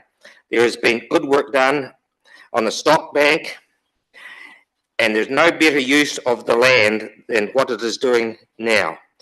You're putting a sewage system in for the huts, and I don't know what else for, but there's a cost on that, and we are going to have to pay for some of it. Why would you think about putting it back into grass when all the facilities are there, and it is a good place for affordable housing? You get nowhere else in the country that you can buy a house as reasonable as out there, and it's a good community. We do not want to be put out of our homes and and take our houses with us. It's totally unrealistic. A lot of them have concrete floors. It will be hugely expensive or impossible to shift. If it is put into grass, that is no better option. We would like to, we don't think putting it in the grass would be a good option. We would not like to be out of our homes and see stock on the grass on where our homes used to be. If it was dairy cows or animals or anything like that, I don't think that's a very good outcome. Coastford has had a lot spent on it, with 3 toilet blocks, rubbish skip bins, and people that stay there that are not necessarily New Zealanders. They don't pay rates or contribute as much to our country as the hut owners have. There have been 3 generations of hut owners through the huts. It has historical significance. Please look after our home. It is our life. Huts shouldn't have to be demolished. People have done a lot of work on them and have lots of life left in them yet. One young person has just spent $170,000 on buying a hut just within the last couple of months, and told he wouldn't want to be told that he has got to take his hut away and it is no value at all. Maybe he shouldn't have done it, but he did it because he's trying to do the best for himself. And it's a low cost place, and it's a nice place to live. The mental health effects of this on people there will be horrendous. Rolleston and Lincoln are growing rapidly. We couldn't even swap a warm house at the huts for a section in any of those places. So the huts have got it's a good place to live, and those people's in their lives, we would like to see them protected. I wrote some things down and it's just all around. They are affordable housing. Coastford has had a lot of money spent on it, and we think the huts have got a real potential to stay there. They have historical significance, and we're best to look after it. We couldn't hardly shift the huts or anything, and we're not worried about the water. The banks have been improved; they're quite good, and any flood that comes there, it misses the huts and it goes around. And I've been there during 2 or 3 floods the last 10 years, and okay, we might have to move out, but yeah, we just feel like we'd sooner stay there. And there's a lot of money being spent on, sports facilities and that. We think that probably our huts are people's lives and been living there. We'd like the council to put as much into trying to support them, because where would they go? That's about all I think. It's an ageing population there. My oldest daughter works she's a professor in Brisbane, and they're doing a lot of work on research and looking after an ageing population, and that's what we've got. And they need security because they can't cope with change very well. So we just like the council to just think about keeping us there and do whatever we can. Thank you. Alan, thank you for that, and thank you for the way that you've engaged in the community conversation so far at the hall with the last few meetings that I've attended, and talking with you as well there. Thank you very much for coming there and talking to us. Great. And we'll be considering your submission and the other submissions over the next few weeks. Part of the Selwyn Huts conversation is a process that sits outside of the long-term plan and will continue for longer than this decision-making around the deed of licence. So your submission into this process will also be carried on through that deed of licence conversation too. We just want to be heard a bit more and understand the significance of that community. Okay. Thank you, Alan. Thank you very much. The next presenter is Jack Piercy, who hasn't arrived yet. So Glenn Ellis is next. Glenn is submission number 1420 and is on pages 173 through 180. Glenn, thank you for coming in this evening and talking with us this afternoon. We've received your written submission, so you don't need to read that through to us, but anything that you would like to highlight within that submission, or any new information you're welcome to bring to light. And if you got a presentation for us as well. I do, yes. Yeah, so we'll just wait for that to get started. And once it is, you've got 5 minutes to talk to us. There may be some questions that councillors have afterwards as well.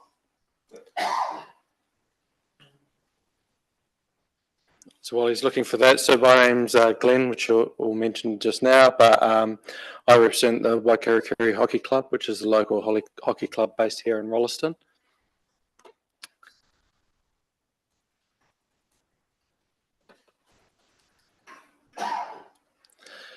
So I brought a brief presentation to support the submission that we've already put through to you. So essentially, our local club here was founded in 2016. It was a junior club initially only. In 2019, while we were still a junior club, we were awarded Hockey New Zealand Club of the Year. The club now caters to senior players all the way through to masters, and hockey is being played year-round at Rolleston as part of the Canterbury Hockey Association competitions. And our local club is in Waikarikiri, is attracting players from all across the Selwyn district. Right now, our club's composed of fun sticks, which are the beginners through the junior competitions with over 13 teams, 4 senior teams, and 5 senior teams, and 4 secondary school teams, which are those platinum age brackets. The challenge we've got right now is we're at a point where the turf complex at Foster Park is almost being fully utilised. We're struggling to find training and match times for teams to be playing on the turf. A lot of the junior club members of the club that started as foundation members will be transitioning to that senior space in the near future over the next few years. And we're concerned that there's not going to be space for them to be able to train and continue participating as we are. This current season, we have had to put children and seniors on wait lists. The teams that we do have are overpopulated. We're having to have players stand down and miss participating from week to week just because of the way we have turf availability right now. So, been talking to surrounding regions too, so Canterbury Hockey, for example, which look after all turf complexes in Christchurch City Council, their turf complexes are full. They don't have capacity for growth in their turf complexes. And we also have players and athletes that are competing and contributing from the mid-Canterbury hockey region, coming up from Ashburton and playing at Rolleston and competing in the Canterbury leagues. Both of those regions growth within the region for Selwyn.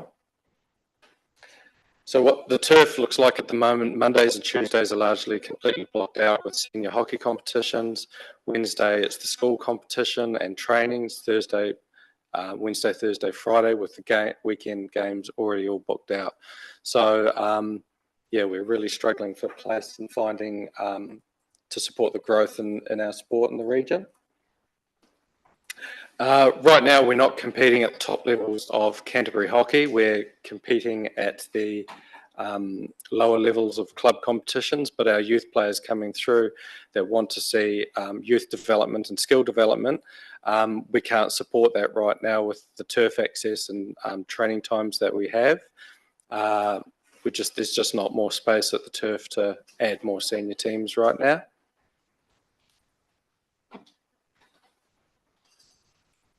And that concludes my short presentation. Great, thank you for coming in and presenting that tonight. A couple of questions from Deborah. Thank you for your presentation. Just a query on the fact that you're requesting a new turf. Mm-hmm. That new turf, is it a hard surface turf? Is it Artificial. just a grass turf, or an area that could be leased on the grass turfed area, on the grass area? We're looking for a second artificial turf within the region, similar to the blue water turf that's that's at Foster Park right now. So one option could be, for example, the replacement of that the smaller non-regulation turf next to it with a regulation competition turf that's watered. We're open to there are other clubs that are active within the Selwyn district, so we're not saying it has to be in Rolleston. For example, there's a Malvern hockey club as well. Southern districts are active in the region, so we're open to having turfs, for example, in Darfield or other areas, but it would be a regulation water turf, competition turf that would be looking for. And are you or your parent body able to fundraise or contribute any funds towards Yes, an upgrade or a our facility? local club would certainly be invested in it as well, and supported by local clubs and Canterbury Hockey as well. We would be willing to take on and help fundraise as well as much as we can. Thank you. Grant. A similar vein of questioning, when the original turf went down, we were a significant presentation by the Canterbury Artificial Sports Trust, which suggested that after initial contribution, the user fees and contributions from cast would pay for the renewal of the turf. Is this a similar proposal? I've been supported by Canterbury Hockey, but I haven't had a conversation with that association, but I'd be willing to do that. I'm more advocating for the growth for our junior athletes and into top level competition within the Selwyn district and keeping our kids here. But again, I'm open to all options and considering how that could be funded. Conversations with Lincoln University? Yes, yep. At their site? Pardon? At their site? That would be great if we could get it there. They form part of our ideal future. There's a soft standing relationship between Waikarikiri and Lincoln University to have their players play in our Premier League team when we're able to field one. Great. Glenn, thank you for coming in this afternoon and presenting that to us. It's great to have that conversation face to face. All the best with the rest of the winter season, and we'll be making decisions over the next few weeks. Thank you. Thank you very much. The next presenters are Trevor and Heather Tague. This is submission 1436 and is on pages 181 and 182 of today's agenda.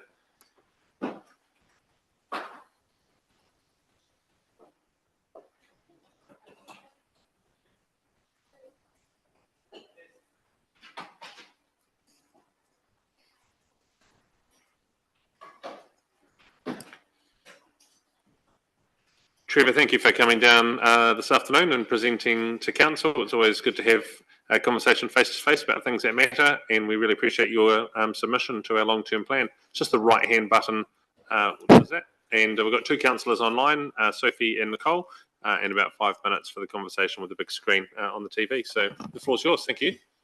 Thank you, Sam. Selwyn District, I've got them all listed there, and I'll read the numbers. I'll just do some add-ons to what I've already stated. Selwyn District Council should be utterly ashamed of the proposed increase in the rates, which is 3 times the inflation rate. I fail to understand why Selwyn District Council has always been approximately 3 times the inflation rate. I spoke to this a few years ago when inflation was 1.5% to 2%, and the increase was 6%.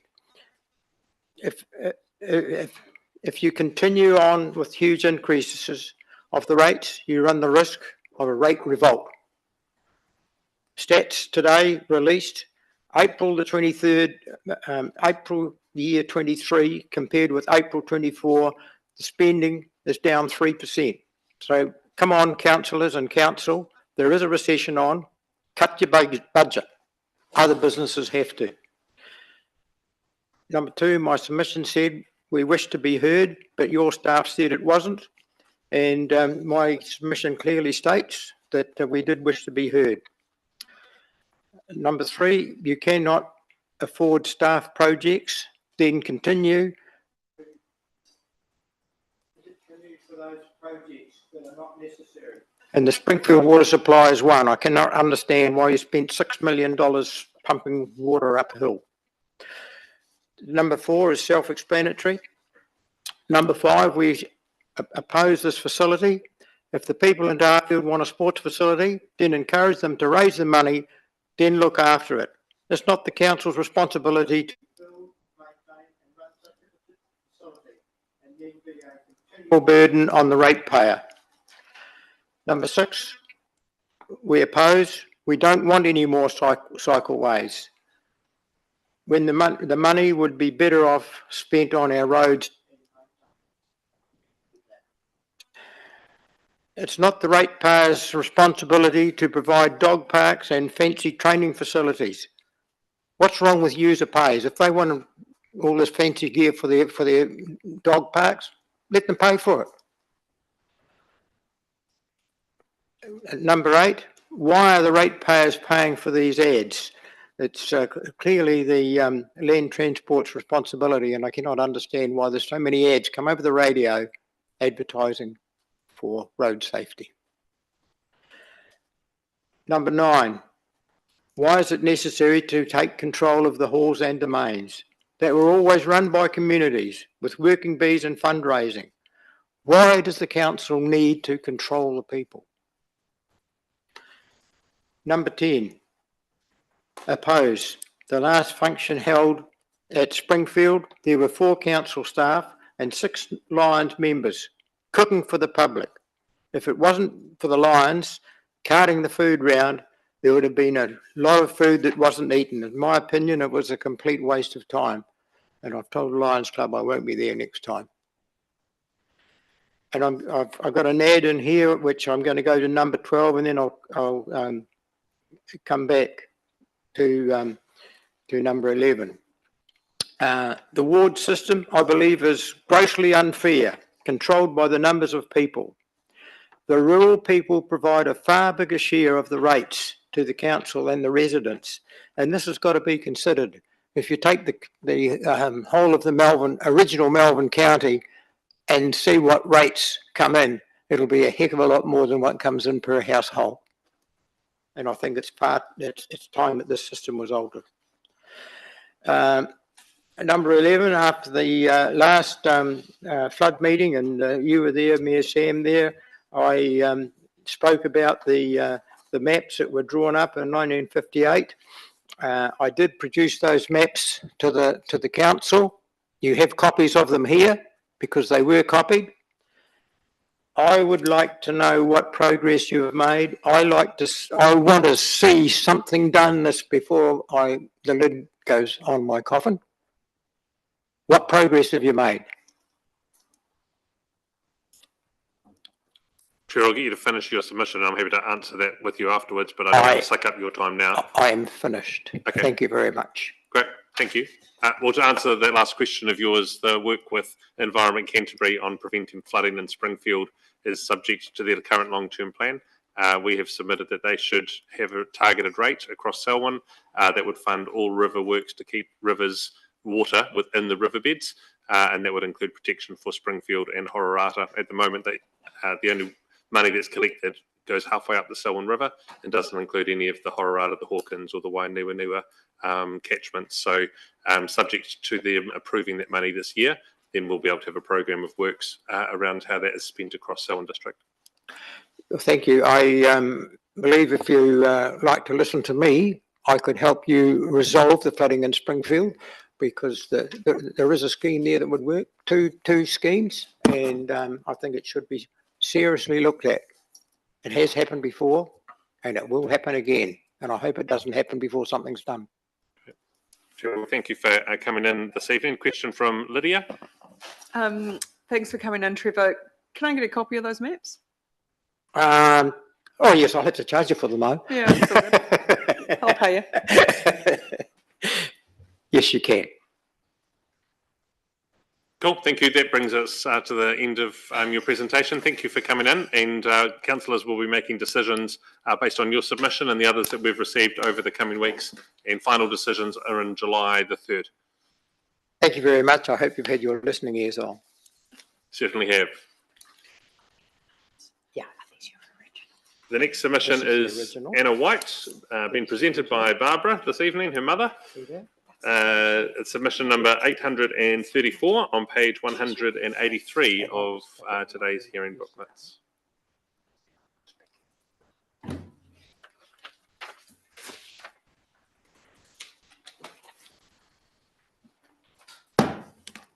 Barbara, thanks for coming in this evening to present to us. It's great to have a face-to-face conversation about the written submission.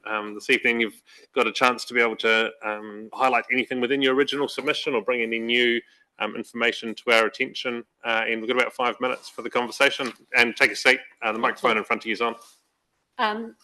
Yes, I will, just before I start with Anna and Jonathan's submission, say that I did actually put my own submission in, but somehow I managed not to press the send. So I'm very annoyed about that. But it is along the same lines. In fact, my husband and I do own a property in Glentunnel Township, and our farm worker was without water for an entire week while we tried to sort out what we thought was our plumbing issue, and it actually wasn't. Okay. Long-Term Plan 2024-2034, Submission Hearing, Letter to Table. Introduction. My name is Anna White, and along with my husband Jonathan, we own a home on Homebush Road in Glentunnel. We wish to thank the Council for the opportunity to speak to our submission on its draft long-term plan, as this gives us an input into how Glentunnel and Selwyn are shaped, today and into the future. While in general we support the draft long-term plan, we have some recommendations to ensure better outcomes and appropriate provision of infrastructure for the residents of Glentunnel. Summary. By way overview, we seek that adequate funding be allocated in the long-term plan to 1. Fully upgrade the water mains infrastructure in Glentunnel and relocate them along the street, as is best practice, not on private land, as currently the case is in various locations. 2, increase capacity in the drinking water scheme to provide connections and supply for the existing zoned and predicted growth in Glentunnel. And 3, fully upgrade the stormwater infrastructure in Glentunnel. Discussion. Councillors, as you know, Glentunnel is a close-knit community that provides a community hub for the surrounding area, as well as providing district and regional recreation resources. For example, the campground, the BMX bike track, golf course, and Glentunnel to Colgate cycleway. With the existing district-wide growth, Glentunnel is now a viable commuter town to growth nodes such as Rolleston, Yoldhurst and Darfield. Given the huge predicted population growth in the Greater Selwyn over the next 30 years, the demand for living in Glentunnel will no doubt increase with its picturesque setting, affordable housing, and being located on a state highway. There are many bare land sections in the area that are not yet developed and are already zoned for living in the partially operative Selwyn District Plan, and therefore growth is already anticipated and will likely occur in the next 10 years with this increased demand. Therefore, the Council is obliged to ensure that adequate infrastructure is provided, not only with existing residents, but also both those anticipated in the plan and predicted in the growth modelling. The Selwyn District Council Development Strategy 1.3, page 27, states that the Selwyn District Council will ensure that appropriate infrastructure, resources and development capacity is in place to meet the community's needs and which is consistent with the strategic growth. The residents of Glentunnel have had ongoing problems accessing drinking water due to old and tired, inadequate mains infrastructure and also ongoing lack of appropriate stormwater infrastructure. These have been underfunded in Glentunnel for a very long time. For example, there is currently a temporary water mains line running overground in people's backyards at 16A and 16B Homebush and across to the golf course because of a fault. Over the last approximately 2.5 years, the water mains running behind these houses on Homebush Road from approximately 26 Homebush Road through to 18 Homebush Road down to 16A and 16B Homebush Road across to the golf course and also across the back lawns area of 8 Homebush Road has several faults requiring Council's emergency maintenance spending. And in fact, there is still a barrier across our property that shows that there is a temporary hose all wound up on our garden. The existing water mains infrastructure is not adequately meeting the needs of the existing community. Usually in Glen Tunnel, the council water mains are located on private land.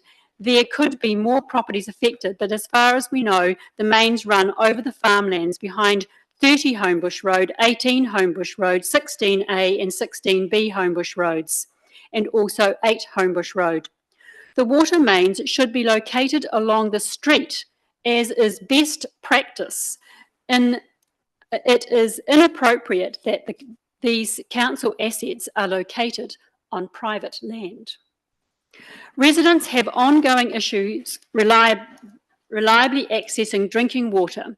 We request that the Hartley Water Scheme be upgraded to ensure that there is the capacity in the scheme for enough connections and supply to all existing, anticipated and predicted households in Glen Tunnel.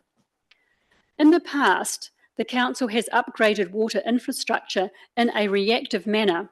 There are examples of this at Lincoln and Rolleston. This could be an opportunity for the council to proactively provide adequate infrastructure for growth that will happen in Glen Tunnel, ensuring Glen Tunnel grows with a good urban form and maintains its charm. People are moving south right now with all the job losses in Wellington and housing issues in Auckland. The demand for housing will increase. Conclusion. We support the long-term plan in principle. However, it is our submission that to ensure better outcomes and appropriate provision for infrastructure for the current and future residents of Glen Tunnel, that the council allocate full funding in the long-term plan to provide the following. 1. Upgrade and relocate the drinking water mains infrastructure. 2. Adequate connections and supply of drinking water. And 3. Upgrade stormwater infrastructure. Thank you. Yours faithfully, Anna and Jonathan White. Thanks, Barbara, for that presentation. Councillors, are there any questions? Elizabeth? Thank you, Anna. And Barbara, yes. Barbara, sorry, says Anna's Anna. daughter. While I completely agree with you that those things are inadequate and they need to be addressed, this is a big, huge portion of council's budget going forward is going on to these very things. Now, my question to you is, do you feel, having looked, I presume you've looked at the proposed rates increases, do you feel confident in those proposed rates increases getting that balance for council between the affordability of the increases, which are significant, versus providing what's required, as you said? How do you feel that's able to be married up in a realistic way? Personally, I think that we just kind of have to do it, and it is going to cost. I think there are people at the moment, obviously, who are really struggling to find even an extra $20 in their week, and they will be, stressed by the increases. But I think it's only going to get worse. And we were lucky that this time round, when we had no water for a whole week, that it was actually the school holidays. And I heard from Jamie, the local caretaker of the school, that the Glen Tunnel Primary School had no water for a week either. So if that had been school time, it would have not looked very good for the council. I think that we just need to accept that this is going to happen, and I know it's going to be tough and it's going to be tight and there'll be moans and groans, but I think as part of the Glen Tunnel Township Committee, I submitted into that as well, and I think that this needs to be addressed. Barbara, thank you for that response and for coming down this evening to present the submission to us. We'll be considering your submission and the others over the coming weeks and making final decisions on the 3rd of July. So thank you. Thank you. Fingers crossed. The final submission in person of this presentation. Lucky last is Bridie Frost. Is she? No.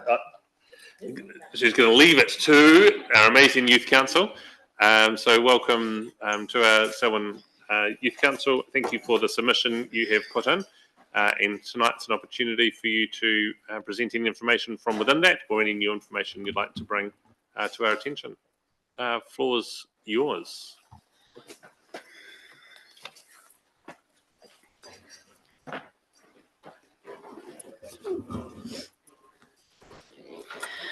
Kia ora everyone, I am Mackenzie and this is William, and alongside with us today we have Amber and Bavia, and we are from the Selwyn Youth Council, a group that is made up of 18 young people from across the Selwyn district. We engage with and advocate for our peers, amplifying the voices of young people on topics that affect us and in turn create positive changes in our community. Through engagements, we know that there are many things we should be advocating for. However, due to time constraints, we are here today to speak about transport, safety, advanced provisions of activities, opportunities, and job prospects and promotions. We're sure you're already in the know, but let's take a moment to paint a picture of the youth population. As of the 1st of July 2023, the Selwyn district is home to some of the largest primary schools in New Zealand. 6 of the 12 primary schools in South Island/Canterbury region with over 500 students are located in the Selwyn district. These students will transition to high school, therefore the youth realm, and it's crucial that we adapt, plan and provide them as well as our current peers. This is our current youth situation. That means there's over 16,000 youth that have needs and voices to be considered in Selwyn's long-term plan. Selwyn is also projected to be the second fastest growing district in New Zealand for ages 10 to 24. We need to plan and provide accordingly for this. With public transport. We believe public transport is crucial. Without it, no matter what other initiatives, activities, or services are provided throughout the district, accessibility will remain a barrier for youth and they will continue to fall short. We believe you need to prioritize ensuring our peers can get where they need to, when they need to. For some real-life examples, we're going to explain a journey to Selwyn District Council headquarters for this hearing using public transport. Let's take a walk in the shoes of a peer from Ellesmere. Their commute begins on the one bus option at 6:41 a.m. They endure an 107-minute commute, including 2 buses, for a drive that takes 24 minutes to arrive at 8:29 a.m. And let's remember, this is a 5:30 p.m. hearing. They missed the only bus back as that was at 4:11 p.m. So now they are reliant on others for a ride. And just to add salt into the wound, ECAN announced to us today that the 87 service bus will end in June. From Darfield, they would manage to savour a few precious extra minutes of sleep. With the bus not leaving 6:48 a.m, they catch the overcrowded 86 bus at 6:48 a.m, embarking on an 111-minute voyage, a journey that should be a small 25-minute drive. Yet, the additional rest is short-lived, overshadowed by the realisation that they too are at the mercy of others for a ride home, with the only return option having departed at 5:53 p.m. Weekends offer no escape, with no options for either township effectively making attendance at a weekend session an impossibility for our peers where public transport is concerned. Furthermore, these services are labelled as a trial. Yet these examples serve as a compelling argument against such a characterisation, revealing the desire to utilise public transport, but it's practically feasible. Rural students face even greater hurdles. With no options for attendance, our community lacks viable transport, pushing residents towards Christchurch for more ability to move around. We must push for real solutions. Only by improving public transport can we ensure equal opportunities for all. Access to sufficient, regular and reliable public transport is crucial for the youth for several reasons. 1. The education and training, enabling attendance at school, college or university and regularly and punctually. Currently, our peers are limited by their geographical locations or financial means. 2. Employment. Many young people rely heavily on public transport to get to work, especially since there is limited options of work in Selwyn. Access to reliable transportation expands our job opportunities by allowing us to travel to areas with better employment prospects. 3. Independence and mobility. Public transport provides us with independence and mobility. It allows us to explore and participate in our communities, attend social events, and participate in extracurricular activities. 4. Social inclusion. Access to public transport facilitates social inclusion by connecting young people to their peers, friends, and community resources. It reduces social isolation, especially for our peers living in areas of limited social and recreational offerings. 5. Health and well-being. Public transport promotes physical activity by encouraging walking and cycling to or from transit stops. Additionally, it reduces air pollution and traffic congestion, contributing to better public health outcomes and overall well-being. 6. Environmentally sustainability. Encouraging the use of public transport among our peers helps promote environmental sustainability by reducing greenhouse gases emissions and energy consumed by associate with private car use. 7. Economical benefits. Public transport is often more cost-effective than owning and maintaining a private vehicle, making it a more affordable option for us. Overall, access to sufficient, regular, and reliable public transport is essential for enabling young people to fulfill our potential, participate fully in society, and contribute to positively outcomes within our community and economy. This statement, drawn from our engagements, highlights a scenario where the needs of the demographic heavily depend on public transportation and are not getting met.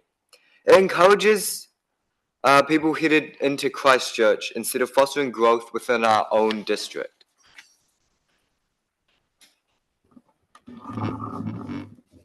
In addition, young people raise concerns about the safety of roads, footpaths, and cycleways.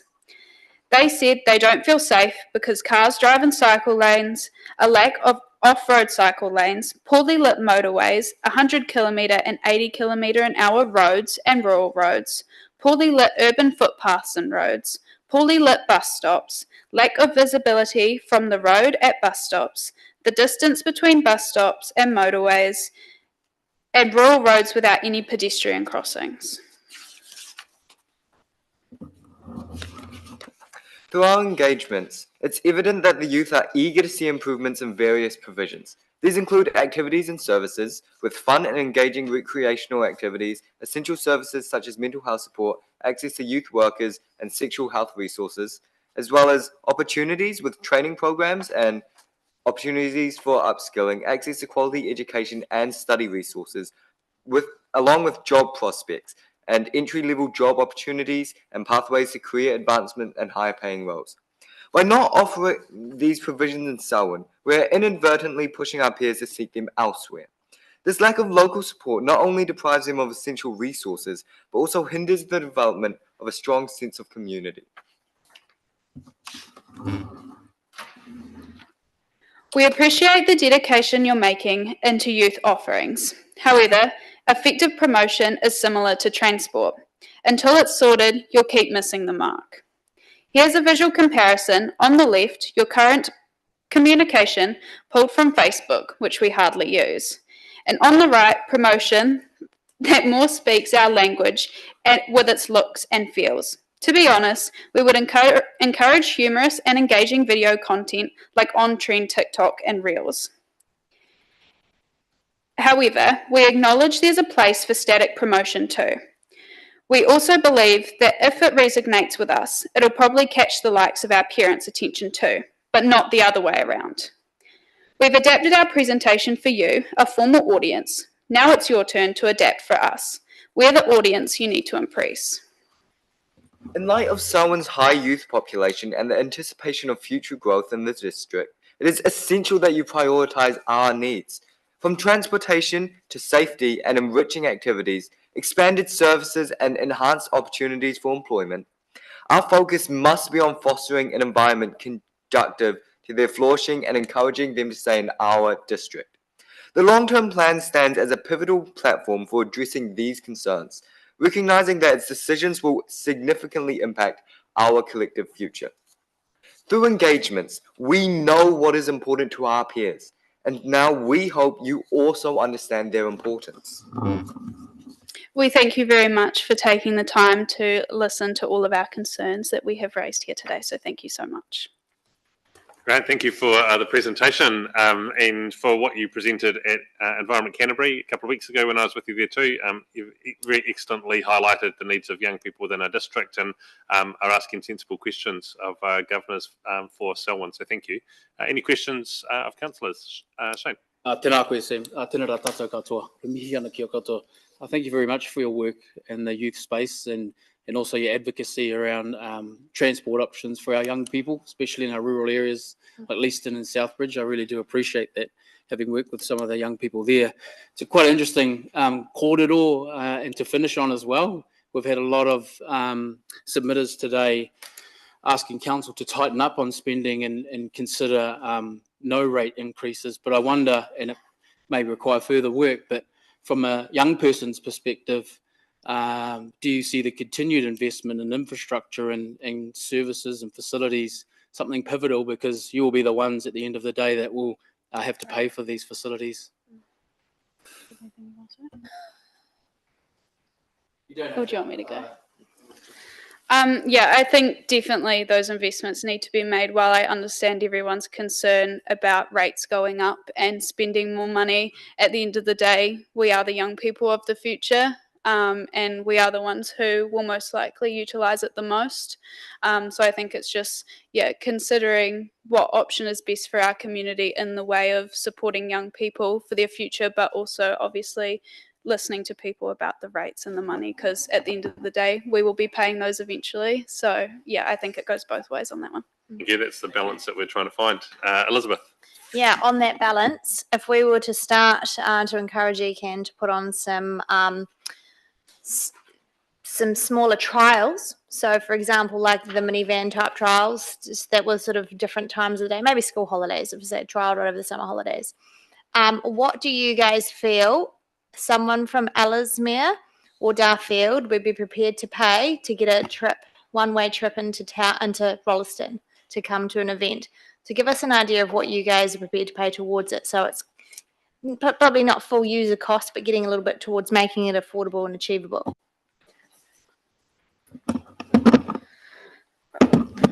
The current rate that we have to pay without a Metro card is $2 per trip. And sometimes you can use that ticket twice.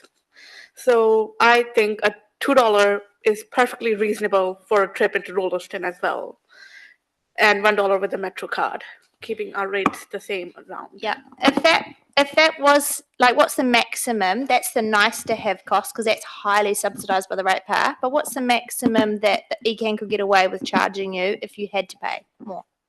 I reckon you are looking between $5 and $8, and that's being reasonable. I think, I think there should be, if you're going to charge that one way, there should be a chance to have a transferable ticket within the 2 hours, like runs with the Metro service. I think, obviously I understand that cost having to be a bit more expensive than the Metro service that runs in town, but also at the end of the day, people aren't going to use that service if it's way more expensive than the cost that Metro charges. Yeah. Great, thank you for that, and we would be advocating for the same prices that Christchurch has for everyone to access out here, and the flat fares at $2 make a big difference to accessibility for people. But we really thank you for your answers there. That brings us to the end of your submission. I understand you've got a photo that you'd like to take. Yeah. Yeah, we do. You tell us what that looks like. We would love it if the two of you sitting up the front could please put on. If you could please put on our matching pink shirts for Pink Shirt Day and take a photo with us, it would be greatly appreciated. Thank you so much.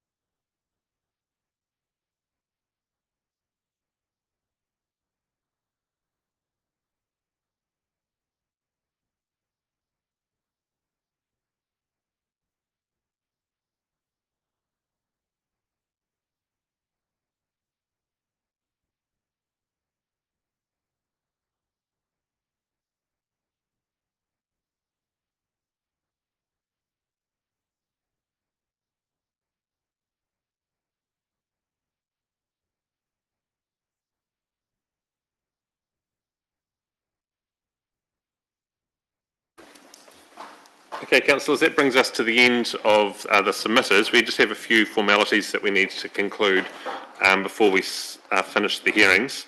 The first is that we receive all of the submissions and all of the hearings from Friday, Monday, Tuesday and today, and that is submissions 1 through 1,525, including any late submissions and the paper copies that have been circulated as part of the hearings. Do I have I'll move that we do that, and someone second. Shane, thank you. Any discussion on that? All those in favour say aye. Anyone against? Declare it carried. The second part is asking councillors if there's any particular information that you would like ahead of the deliberations. And I sent that request out a couple of nights ago. I didn't receive anything back. Grant, you raised a couple of things at the end of last week around particular bits of data that you would like to receive. And so if we could just have that recorded now so that Sharon and staff can make sure that they follow what our requests are, rather than, as I said in the email, rather than going down 11 different routes around data, what is the particular bits of data that's going to be helpful for decision making ahead of the hearings? Shane?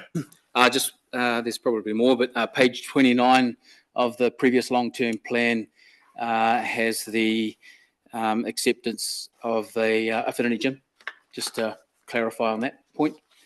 And all of the research done on whātaro, previous research, will be good going into deliberations.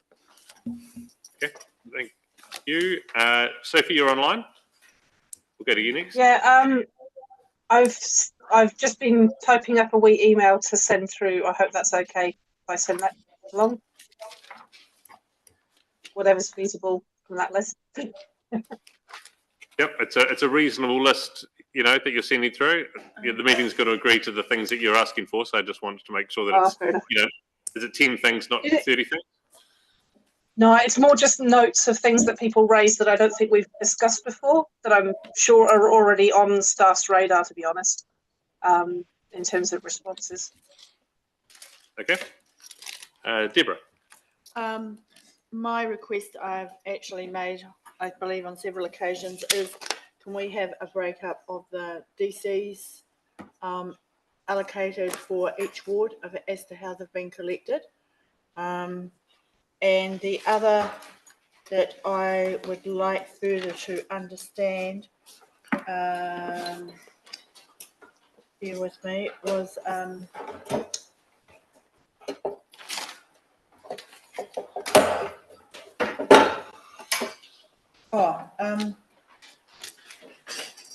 hang on, where was it? Reserve management. With regards to Gohororata, with regards to their reserve management plan, we allocated some funds for that particular project, I believe, in the last 3 years.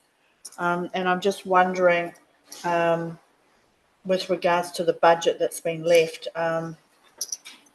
just to make sure that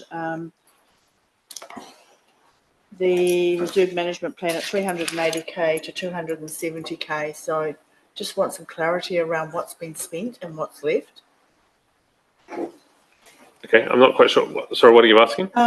Well, the Gohororata, right, they had a budget for their reserve management plan, and they actually said that they had 270k 500 to complete the plan, and there seemed to be a discrepancy in what they were allocated. So you just want the confirmation from staff So I that just that want number's right, confirmation whatever the from number is. staff with regards to those figures that they actually gave us. Sorry. I had received your email, and I was going to spend some time considering after the submissions closed and seeing an email.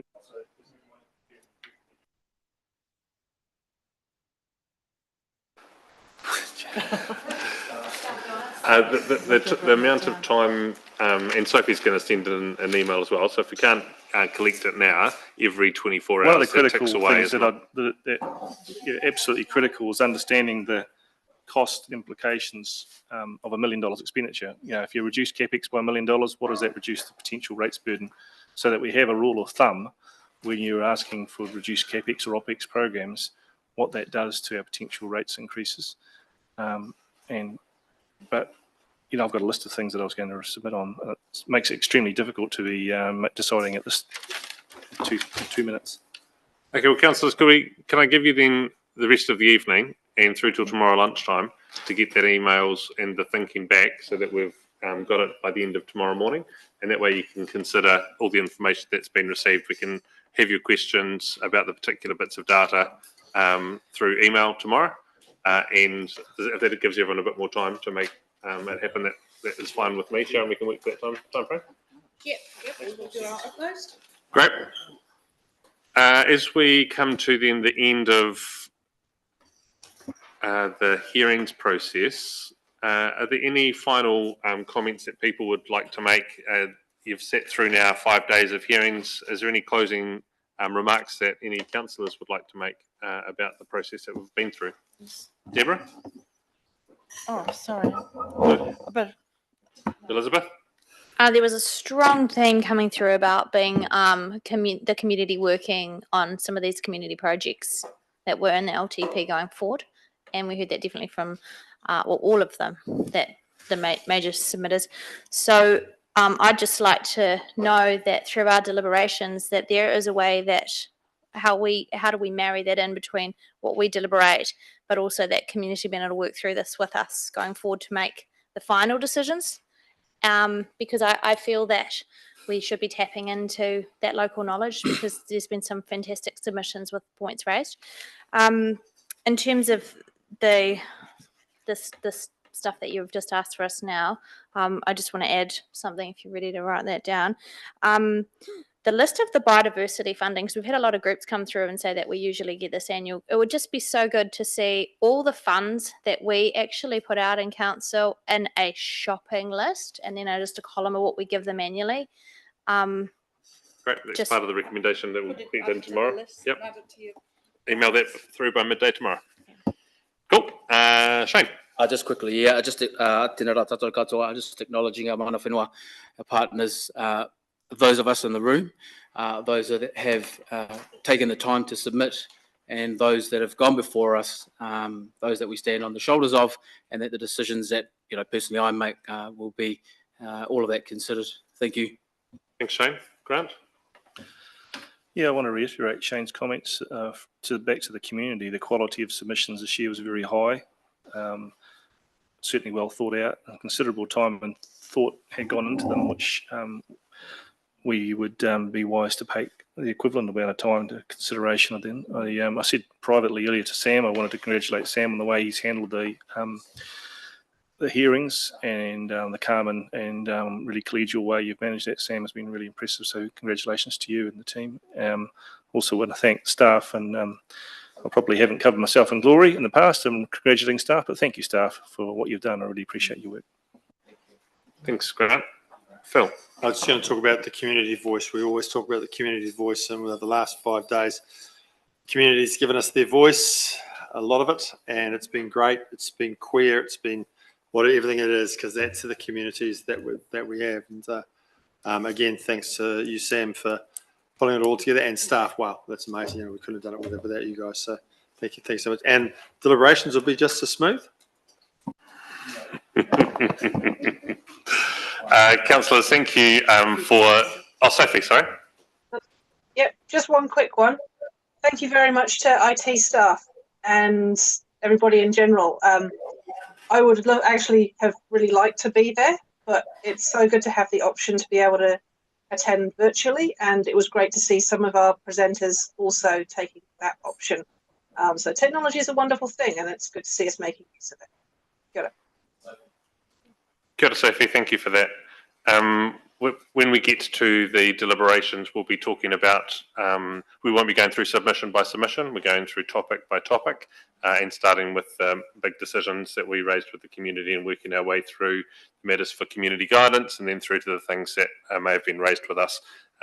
Between now and the deliberations, you'll receive documentation from staff with some recommendations about the way forward, and some theming of the types of submissions that we've received, and also around some numbers that the feedback has given us from both in-person and online engagement. Before we close, I'm going to give a porapora aki some sharing. We're going to sing a waiata and then say the council karakia that we close our meetings with. So, ika mana, ika reo, ika iwi, ika hapori, or waikirikiri, tēnā koutou katoa, to the powers and to the voices and to the people and the communities of Selwyn District. Greetings. Tuatahi rā e mihi ana ki te huka mate kua whetu rangitia, and acknowledge, as Shane you did before, to those who have passed on. Nei rā o uri e whakamahana I te whare nei I ka korero e whiwhi aki I tōna pumahana.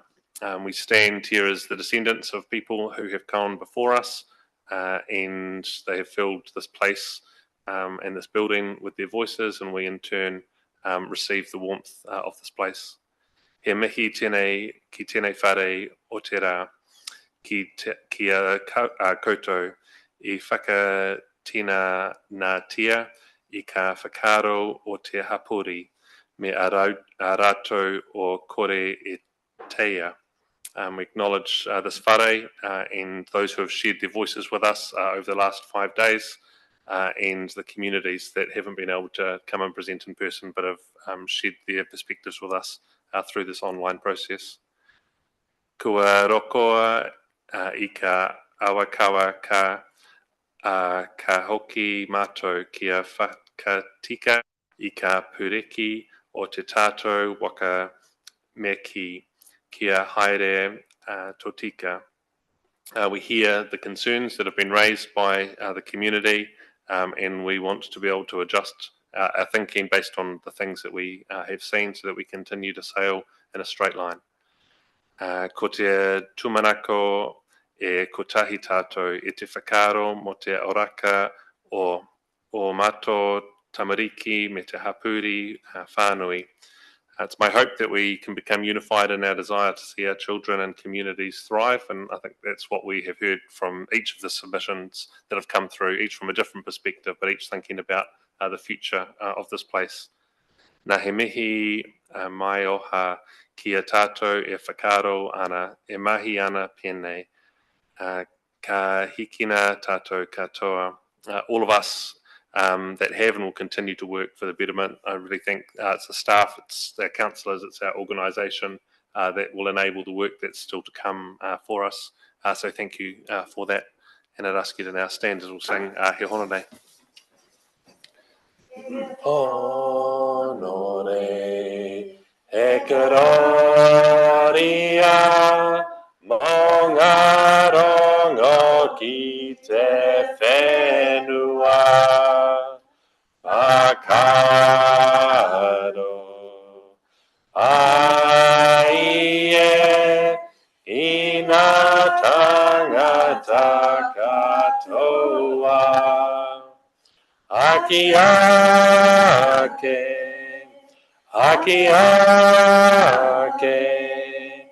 amene,